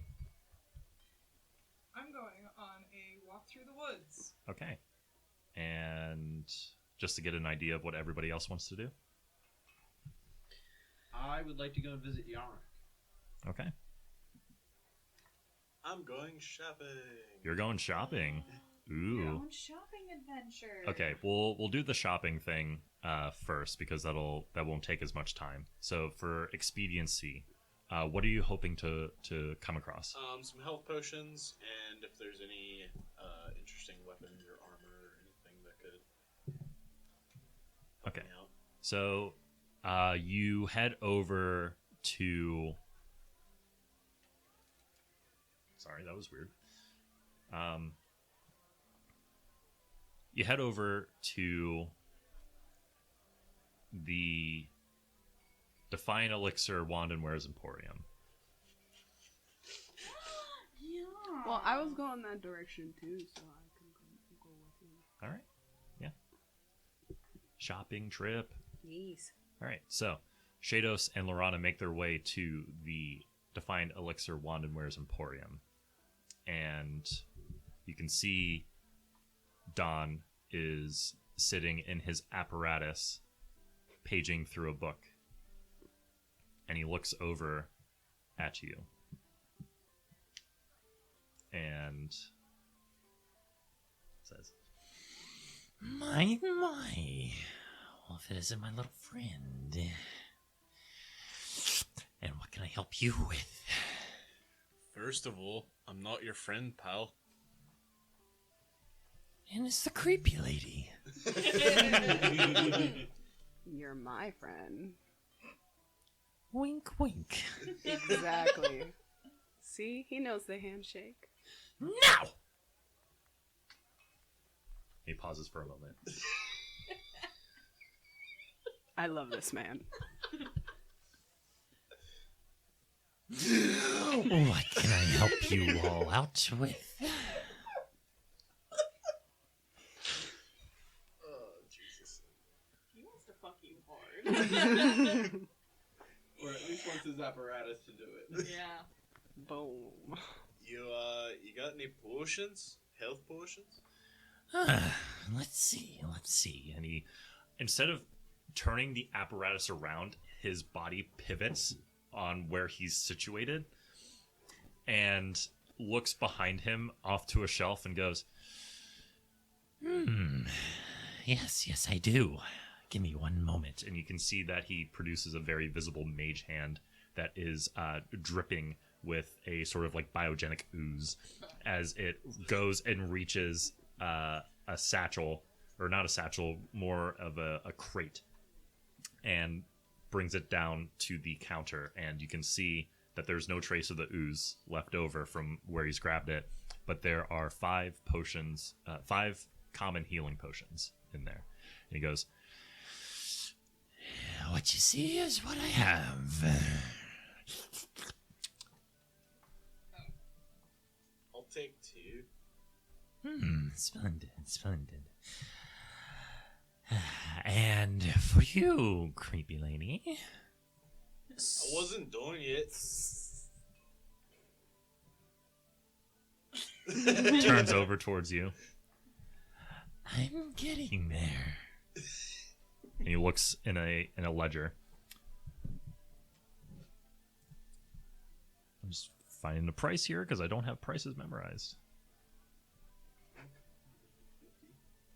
50 each.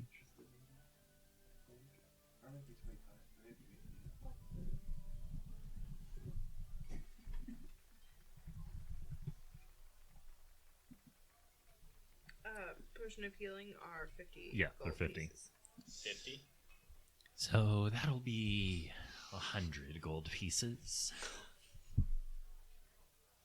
Alright then. Anything else I can acquire for you? You got any swords or armor or anything of those sorts? Take a look in the corner. And he points over towards a corner. You can see just a mound of weapons just thrown in a pile. And off to the side, you can see some bits of armor here and there. Whatever you want to look for, I might have it. What strikes your fancy? Do you have anything that's enchanted or has special abilities? let me take a look. So Don has in his possession, as it loads up. It was 50 gold pieces per potion. Yep. So you're at 100 now.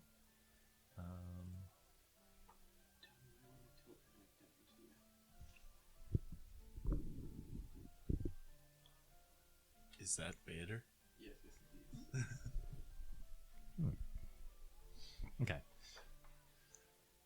Well, I don't have anything that fancy. Most of this stuff is secondhand.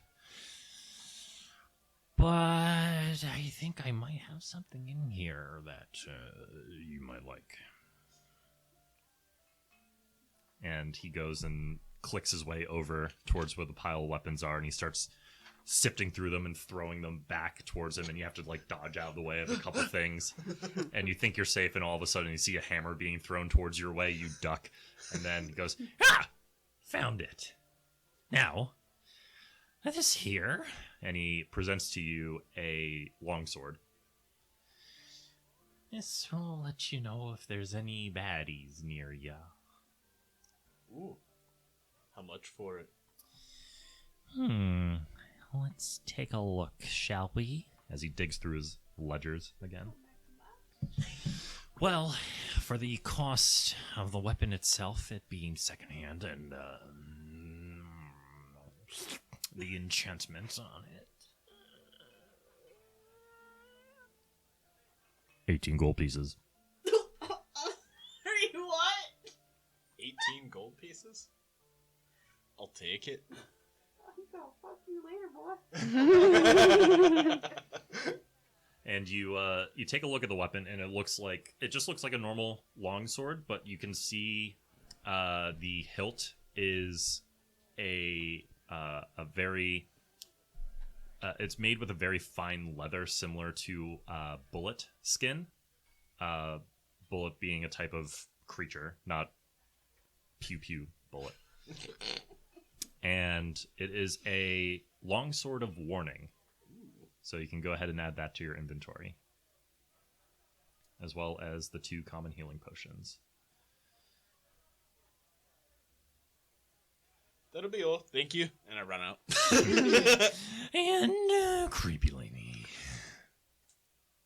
So Ylorhana goes up to him and she gets like super duper serious.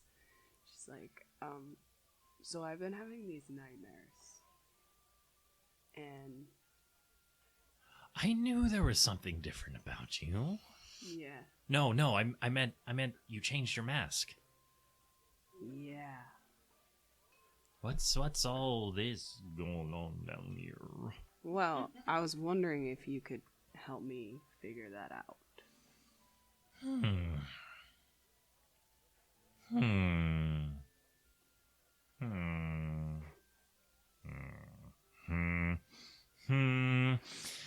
Why? I thought we were friends. She's gonna like look up at him with these big puppy dog eyes. Part of me wants to think that you actually shift your eyes into dog eyes. Yeah. Yeah. Oh, that's a little unsettling, and you've met me. So, what could I help you out with? I want to know who this mask actually belongs to. Let me take a look at it, and I could get it back to you by end of the festival tomorrow. Okay. I trust you. He reaches over and takes the mask off of your face, revealing your neutral gray expression, still with the puppy dog eyes. Yeah. Oh god, that's unsettling. Because You might want to either wear the other mask or just change yourself into someone a little bit more appealing, like yours truly. Actually, don't copy my style. So I turn into him. You mean yours truly? You know, it's not fun when you're on the receiving end of that. Anything else I can assist you with, Ylorhana? I mean, you could call me Lore. Everyone else does. Okay. But no, that should be it. Yeah. Oh, one thing. Do you have anything to ward off pixies, by chance? That's some pretty powerful magic. Gonna have to go to one of the bigger cities for that, I'm afraid. Sorry. Thanks, anyways. You might have more luck in, Bahrain. Okay. Alright. Sounds good. Thanks. But I'll come back tomorrow for that. Then. No, I'll find you. Oh, you'll find me? Maybe. I think I like that better. Wink, wink. Wink, wink. Me as a DM is getting thoroughly creeped out by this. I am uncomfortable. Okay. With Shados's and Ylorhana's shopping adventure completed, Click and Restrana, just roll a d6 for me. I'm just gonna be hanging out with the ground and seeing if I can figure out more about it. Okay. 6. 2. All right. Click, would you like your adventure to go underway first, or would you like to hand the floor to Restrana? I will hand the floor. Okay, so Restrana, you go and make your way outside of the town, feeling very constrained by the walls that hold you in. And you make your way over, not too far out, but you make your way towards the familiar location of Lake Thena. And as you're walking around, do you have Nazula on your shoulder, or is she... Okay, so Nazula being on your shoulder, she suddenly becomes very agitated. And she starts cawing and looking around very nervously, pecks you on the neck, and flies off.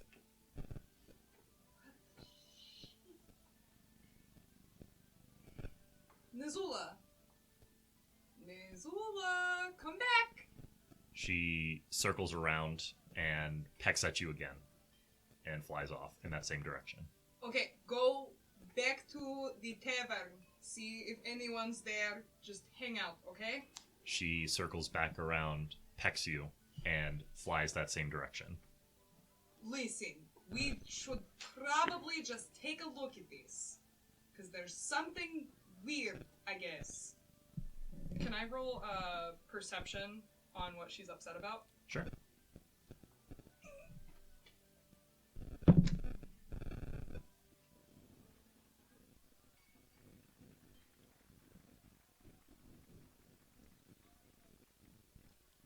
Wait, what do I add to perception? Perception, always a bum.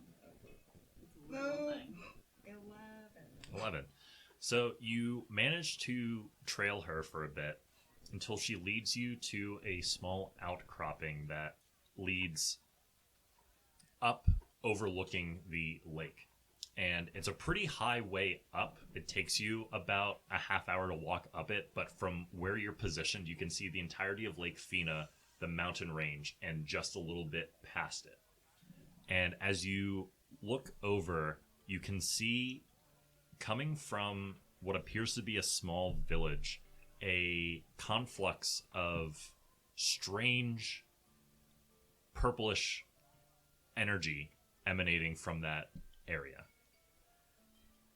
And Nazula looks over towards you and chirps a bit and points her beak towards that direction.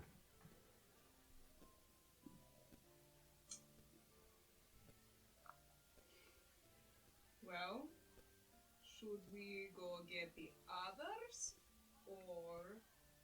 should we go? So you look around and you see that Nuzula isn't around. You begin frantically looking around, and as you turn around, your vision goes black, and suddenly your vision shifts to that of being in the air. And as you're looking around, you can see Lake Fina, the mountain range, the village, and yourself. You look past yourself on either side and see golden wings, and you swoop down to an empty husk of yourself, standing there in that same position of looking for Nuzula.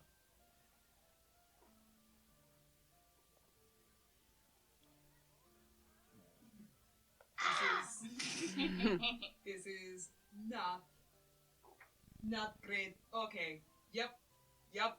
Should probably go and get everyone. So, you think that, but your body, not your body, but the body that you currently inhabit has other plans as it whisks over the lake, and you can see the reflection of yourself as Nuzula from overhead. And as you arc upwards, you can see the village out in the distance. And looking at it in this form, you now see that it is more destroyed than when you yourself looked at it. Completely encased in a purple hue. Undead shells of people walking aimlessly.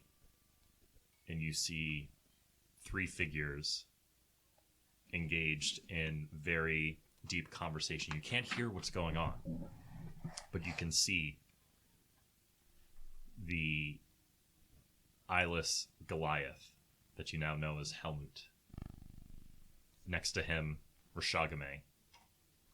And a third figure now in plain view of deep red skin. Gradient red spikes emanating from his back, going up towards his head. A very sunken in look and yellow, beady eyes as he seems to be scanning the vicinity. And he snaps over towards Void Slasher, and you can see him push some very familiar people out into view. Shados, who has been bound and gagged, a sword now protruding from his chest.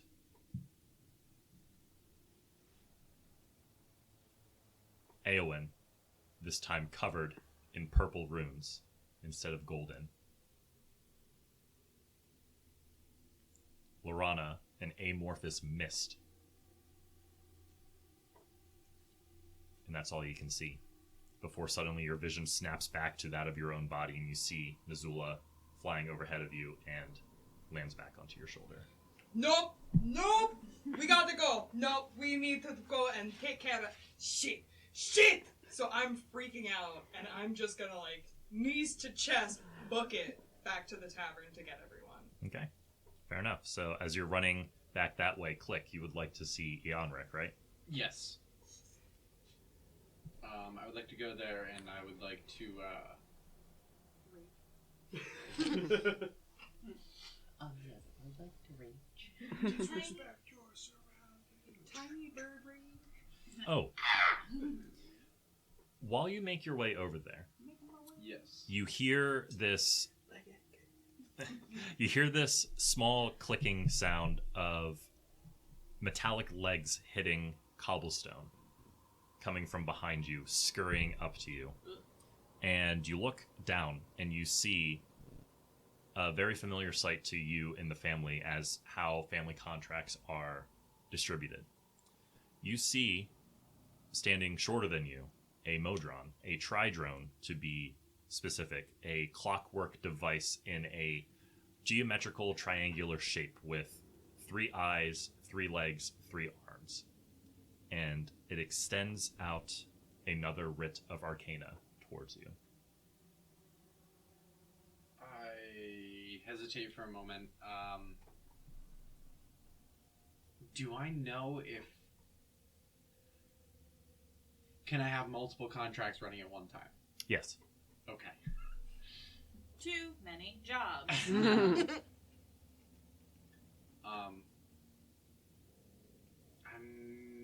Does it comes directly to me, like... Yes. Okay. Then I'm going to turn around and sort of eye it warily for a moment and reach down and take the writ. Okay. So you lean down, take the writ, and you see the tri-drone just give you a little salute and then wanders off. Imagine it as that cut from... Yes. Yeah. Yes. I'm going to open the writ.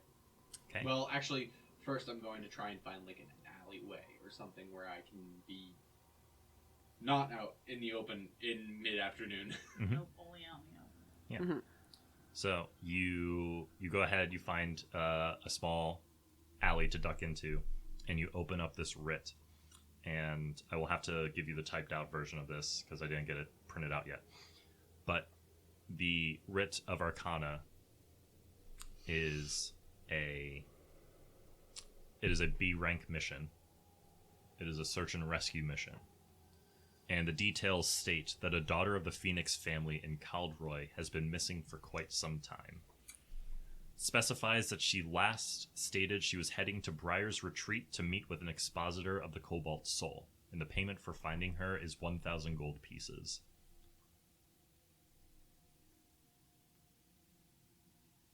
Take the contract. Okay. And with the contracts, sealing them, I have to sign it, and then it's contractually set to me as... Correct. Okay. I'm gonna hold on to it first. Okay. Do I usually have a time limit? It depends on the rank of the mission. Okay. So if it's a D rank mission, you can take upwards of like a month to respond to it. If it's a C rank, it's 2 weeks. A B rank is 3 days. A rank is a day, and S rank is immediately. Okay. Alright, I'm going to take it and then stow it. And I'm going to stow it right in my breast pocket. Okay. And you go ahead and you make your way over to the clank tank? Yes. All right, so you walk in and you see the familiar visage of the gunsmithy, and you see Eonric up at the counter organizing some of his wares, and you can see that the place is in a lot better state of repair than it was when you first came to. He notices you and goes, okay. Ah, little friend. It's, I heard about what you did. Good job. Thank you. How's the rifle treating you? He kind of... He pulls it off of his back, and he kind of brings it up to the counter and sets it down on the counter and looks at it quizzically. And he makes the sign of I don't know, not knowing whether or not Yonric knows anything in that sense. It's more so like a natural response. But he puts it down, he thinks for a moment, and then he, in front of Yonric, just uses the lever to clear the entire gun of any cartridges, and then just mimics firing the gun. And like what happened when he was in the lower depths, he imitates the sound of the pixie laughing that the gun created. Well, that's odd. And then he repeats the action and quote-unquote fires again, and the sound of the crow cawing comes out at the end. Well, that, my friend, looks like it has an illusory muzzle on it. I'll explain it to you real quick. So, basically, when you fire your gun, you can choose not to make it go boom. You can make it do whatever you want. Sound-wise, of course. He looks at it almost aghast, and then looks up at Yarnak and just says, "How?" I'll demonstrate. And he takes out one of his pistols from the side, and you can see that there's like a series of books off in the other end of the shop, and goes, "Well, good thing I don't need these anymore." And he goes and fires the pistol, and instead of a gunshot, you hear the roar of a lion.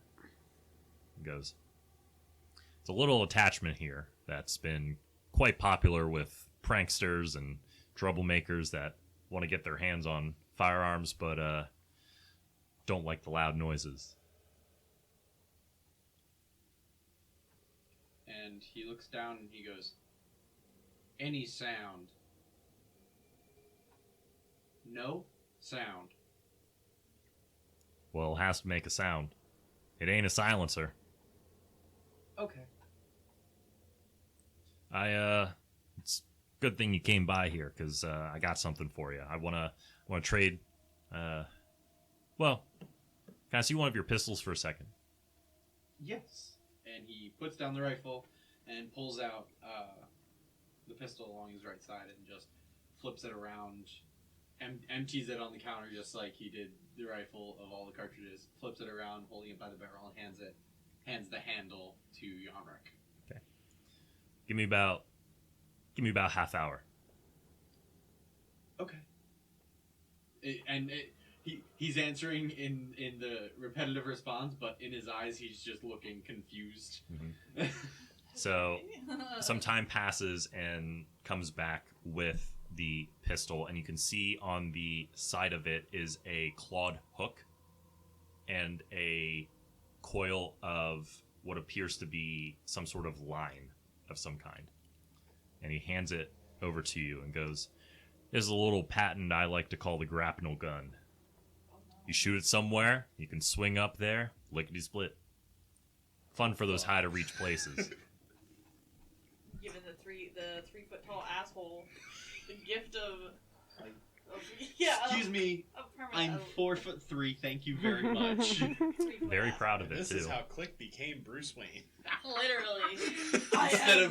Instead of Batman, I am Pro-Man. Fucking dead, man. In McGregor's voice, you just hear Click go, "I have the high ground." I have the high ground, Anakin. Click looks down at the pistol, just completely, a little bit confused, but also just...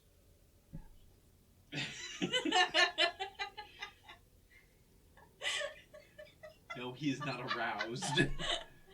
Think of all the tricking you could do. He looks down at the pistol and a little confused, but he looks up at Yarnak and says, "How long?"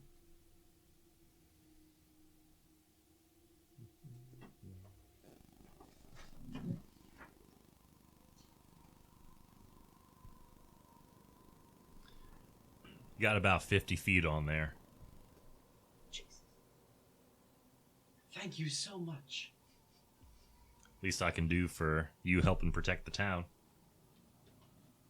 And he takes the pistol and kind of looks over and... Is there anything on the counter? Aside from the shells? Yes. No. Is there any paper to write with and a pen?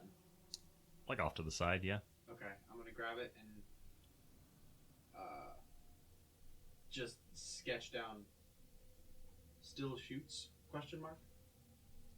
Well, it wouldn't be a gun if it didn't. Thank you so much.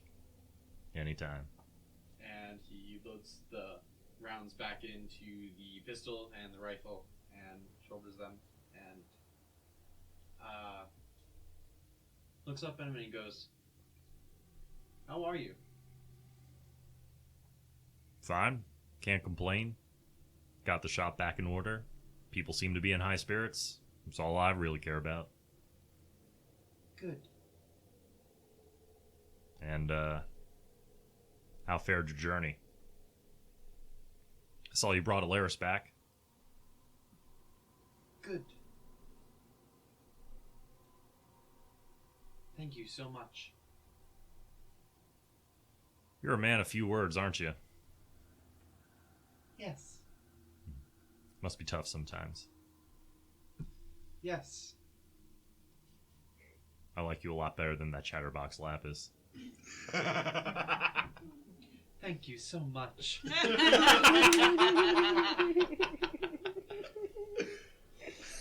That chatterbox Lapis.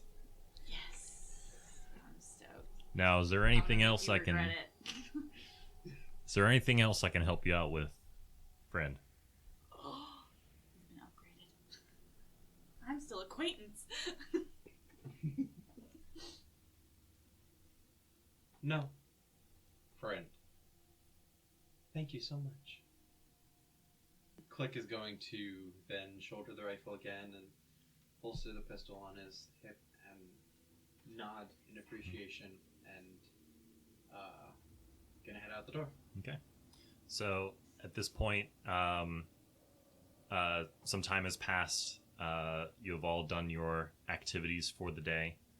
Eowyn, you wanted to learn more about the crown? Yes. Okay, so as you have your hood down, Yes. you go ahead and you take some time to spend with your crown, and you start feeling a new aura of protection surround you. So what that means is while the crown is in its dormant state while perched upon your head, you can cast shield without expending a spell slot. And that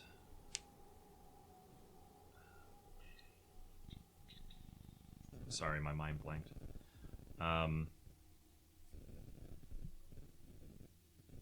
Yeah, so you can cast a spell shield without expending a spell slot, and I'll have to edit this, but it's every dawn the charges expend. But you can take a bonus action to transform your bracelet into the crown. Okay. Spending some time with it, you can determine that it is of a celestial nature. Okay. And taking a look at some of the books that you have in your possession of the Pantheon and the events of the Tribulation, you come across some information that didn't quite stick out to you until now.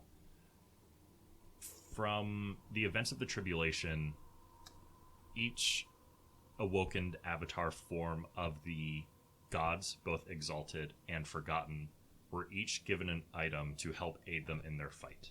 Okay.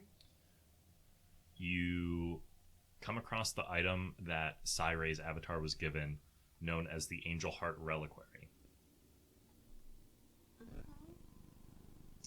And coming across it, looking more and more, you can start to see more and more names of different items that have been reported on.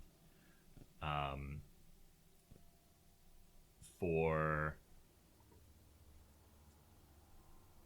the god Voteus, an item known as the Bastard Blade. Okay. And for Deas, the Tome of Limitless Potential. And through some conversations that you've had with the party, you start to find more and more familiar items. The Rifle of the Fallen Raven for Yuna, and Grovekeeper for Agassiz. Oh shit.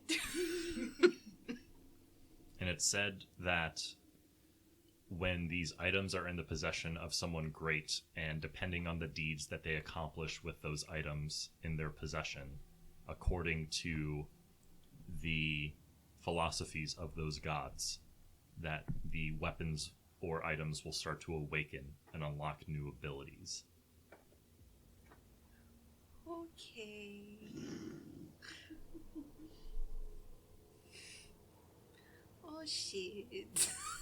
Just like reading this and like bullets of sweat just pouring down your face, and your eyes widen like wider and wider, and you just wanna die. Would I know if only those who are the avatars have the ability to awaken these? It seems, while reading it, that was the case, that these items were made specifically for those avatars. And we just killed one.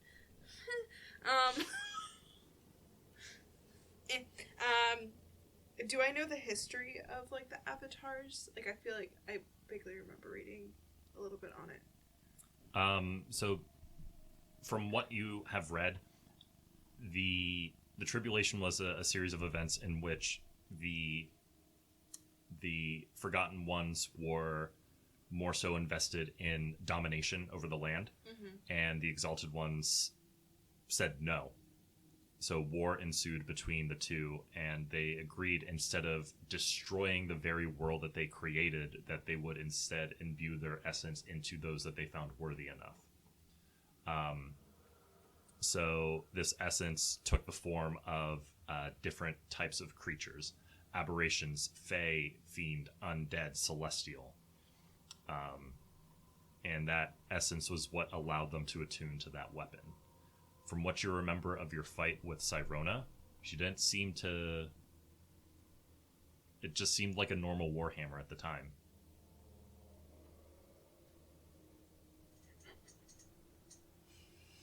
So is just gonna sit there with like her notebook and is like trying to like piece all these things together, and is starting to realize that like Click is somehow maybe possibly the avatar for that person, and do the names that are crossed out match up with the people that I think have things? They do indeed.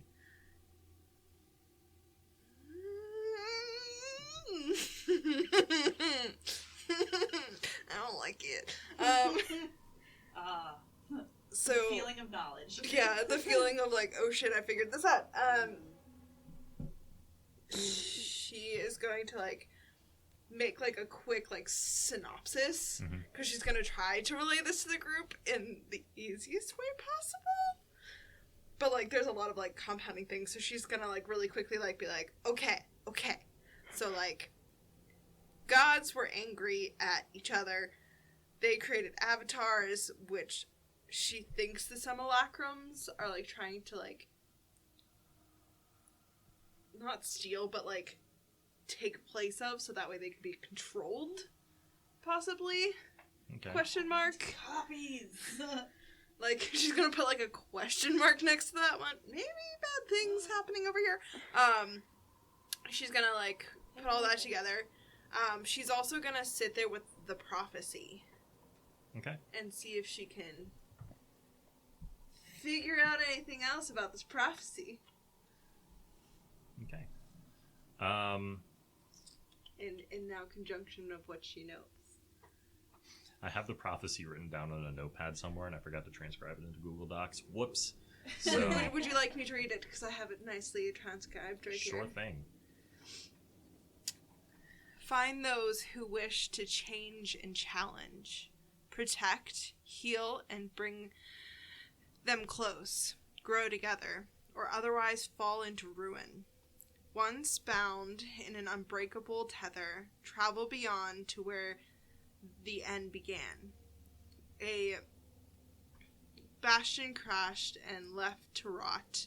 Call upon the last of the first protectors to open the way to the truth. You can surmise that the first protectors is talking about the avatars. Okay. So the avatars are the first protectors.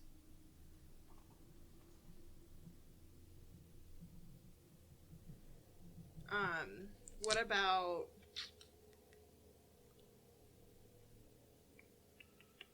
So she's starting to put together that, like, those who wish to change and challenge, like, the group she's with.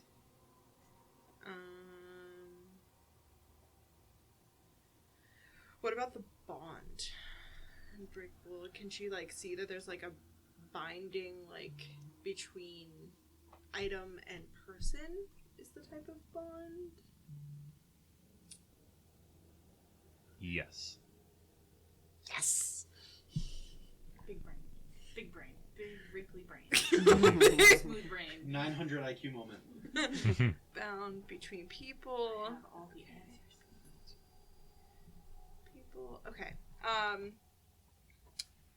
She's also gonna write down about how she thinks that Click is some sort of celestial being, because he spoke to her in celestial. So she's gonna put like a little sidebar of like, who is Click? She still needs to talk to him about it. She's gonna do next. Okay. And you take the moment to pore over your books and your theories as the rest of you go ahead and make your way and trail into the Crooked Trout, where you all see Lapis, a tall, tan-looking high elf, and a dark elf, speaking with a very large Loxodon elephant man. Hi. Yes, hello. Hi. Who's your friend? My big putty, my big pal over here. Not your friend. You will be later. Oh god, not again. I'm gonna just, like, swing the door open, just knees to chest running through. Oh god. And just... Oh, shit. Are you okay? Oh, no, we got the... Oh, fuck, hold on. Oh, I ran down the mountain. Shit, okay. You see the two elves that are there just sort of stare at you curiously. What the fuck are you looking at? Lapis, I take it these are your friends here? Yes, unfortunately they are. Hi. This one's a nuisance. This one's a cunt. Listen.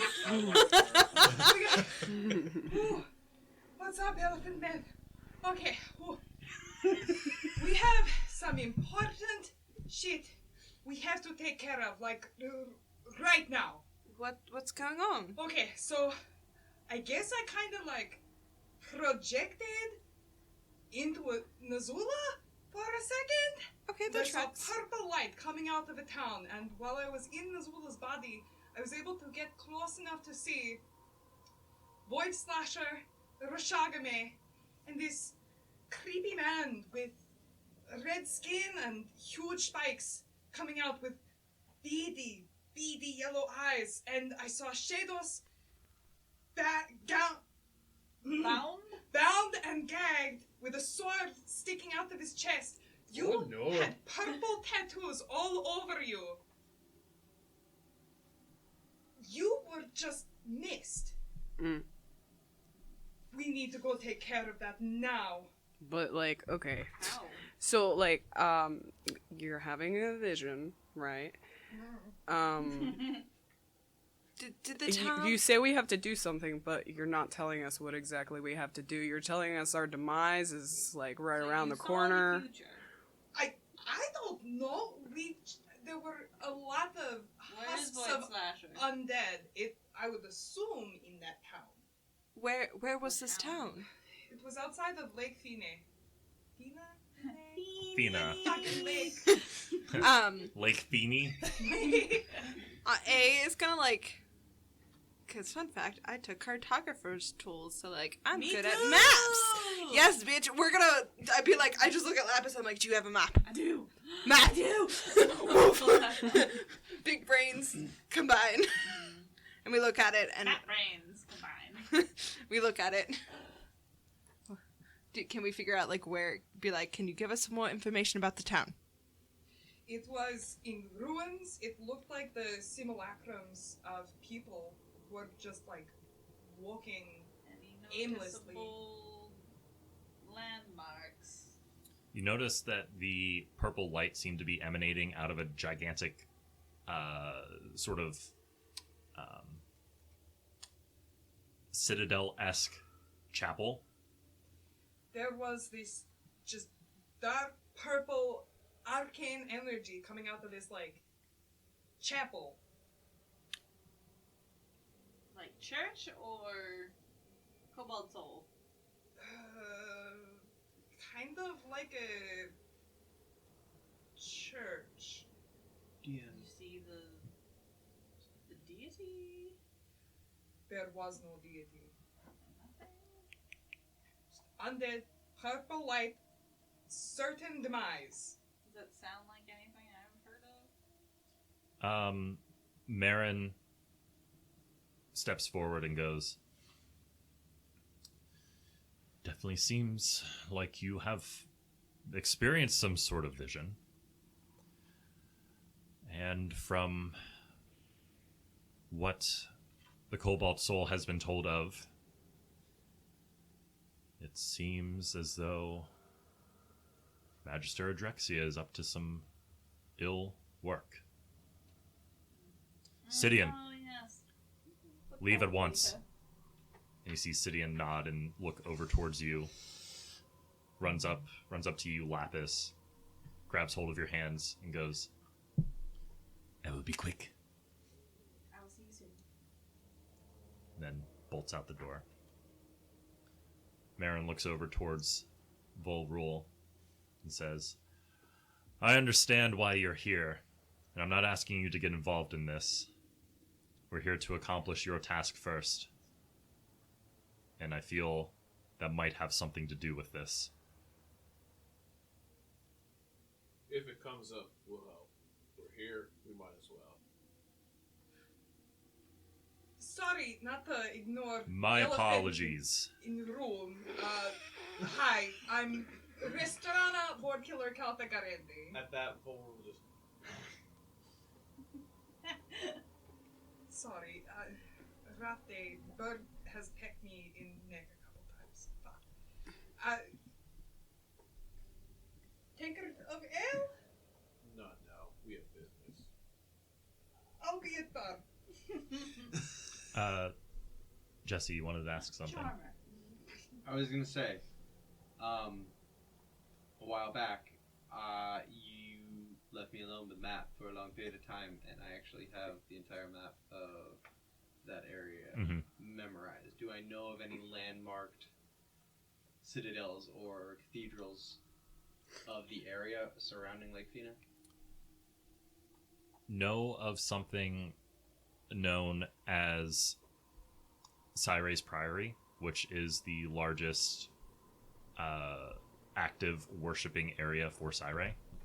Oh, I know that. Do I have like a small visual that was graphed on the map? Or... Nothing too detailed. Okay, sounds good.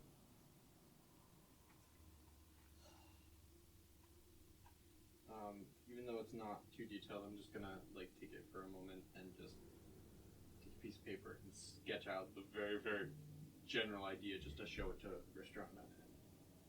Like, is this the big place with the purple light? And it was. Shit, that is. Yeah, that's the place. A looks at Click and goes, what?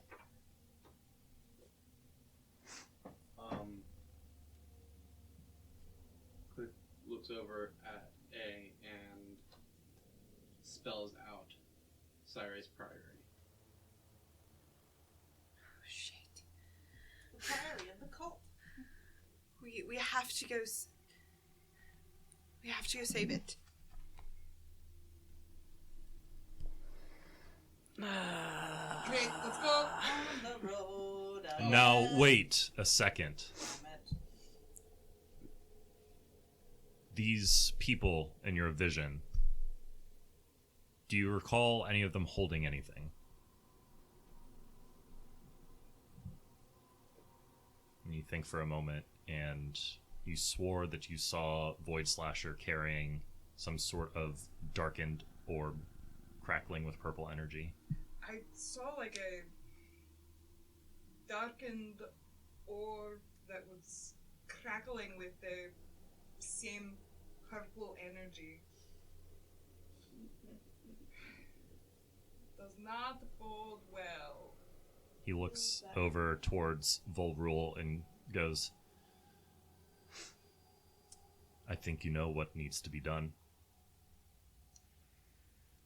Volrule picks up his maul, slings it over his shoulder, and motions for his companions. And you Follow see, him, yep. and he heads straight for the door. Yep. And you see an amorphous changeling person wearing very fine clothing, carrying big pieces of parchment and spell books on him, as well as a brass dragonborn in flowing robes. Very more draconic in appearance than your typical dragonborn. And Marin goes, Lapis, I assume this to be your force? Yes. Very well. Do any of you need any healing before you head out? I am good. Just the healing of alcohol. I also healed, so okay. Take the night. Leave first thing at daybreak. That would be my suggestion. Sounds perfect. Okay. Alright.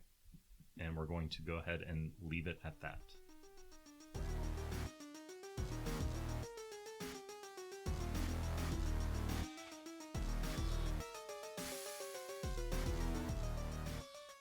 Hey everyone, thanks for listening to Dungeons, Divas, and Delinquents.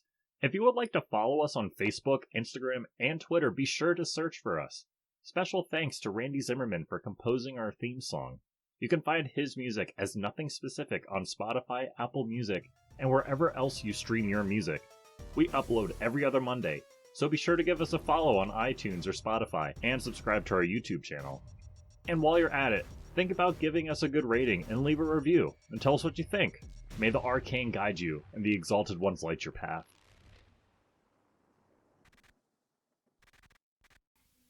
This is a very interesting question. That makes me nervous. So whenever ready to record.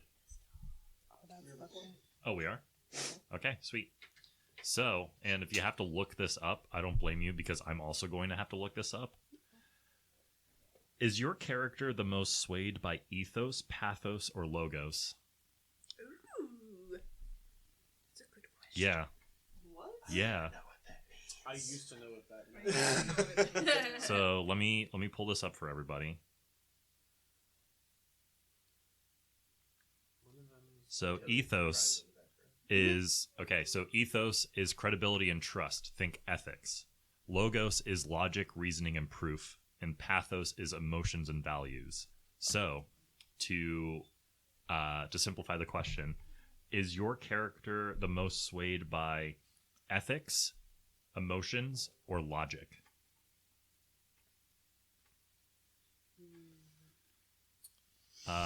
Let's start with Pritch. Emotions. My turn? Mm-hmm. Logic.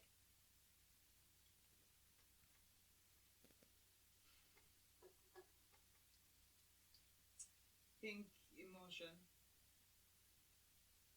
Emotions. Kinky.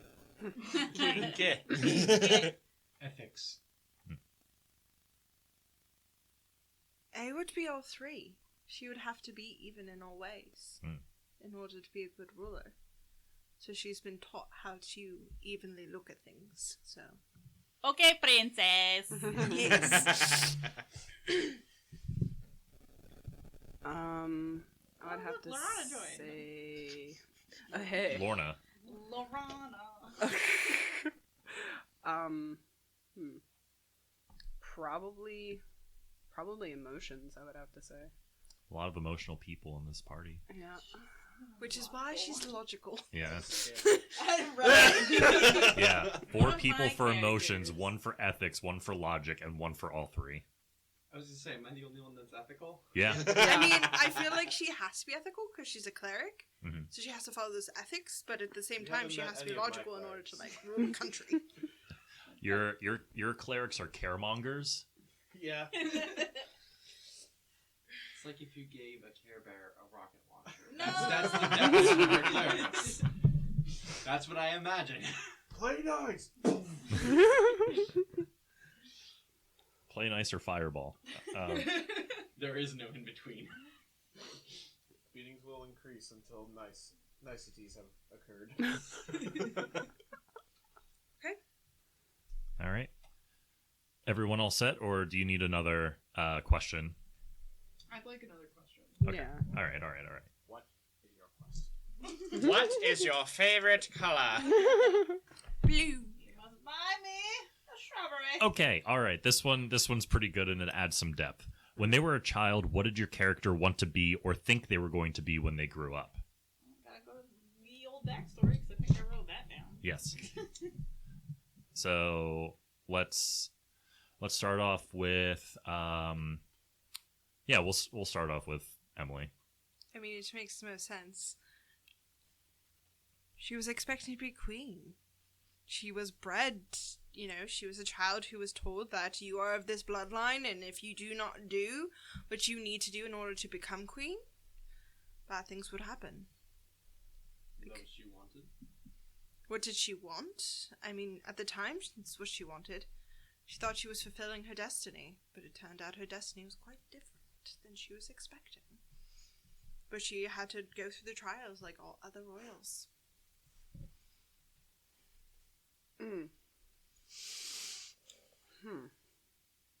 I was gonna say this one might be hard for you. Yeah. Can we come back to me? Yeah, definitely. Alright. My character wanted to be a smithy. Okay. Kai, you need to be come back to. Cobalt soul. Literally, that's it. So you've grown up to succeed at your dreams already. Yes, they came and asked me directions to the local library, and I thought they were real pretty looking. And my love of books brought me into their life. Okay. I wanted to be the best falconer in my village, Brooklyn. And I definitely succeeded at that. I wanted to be the greatest swordsman in Eddonia, like me pa. This is also a very hard question. Because Sentient crow. well, as was found out last episode, it's not exactly a linear timeline-ish to what was your childhood dream. Yeah. Oops. I'm gonna be vague, and I'm going to say trusted. Okay.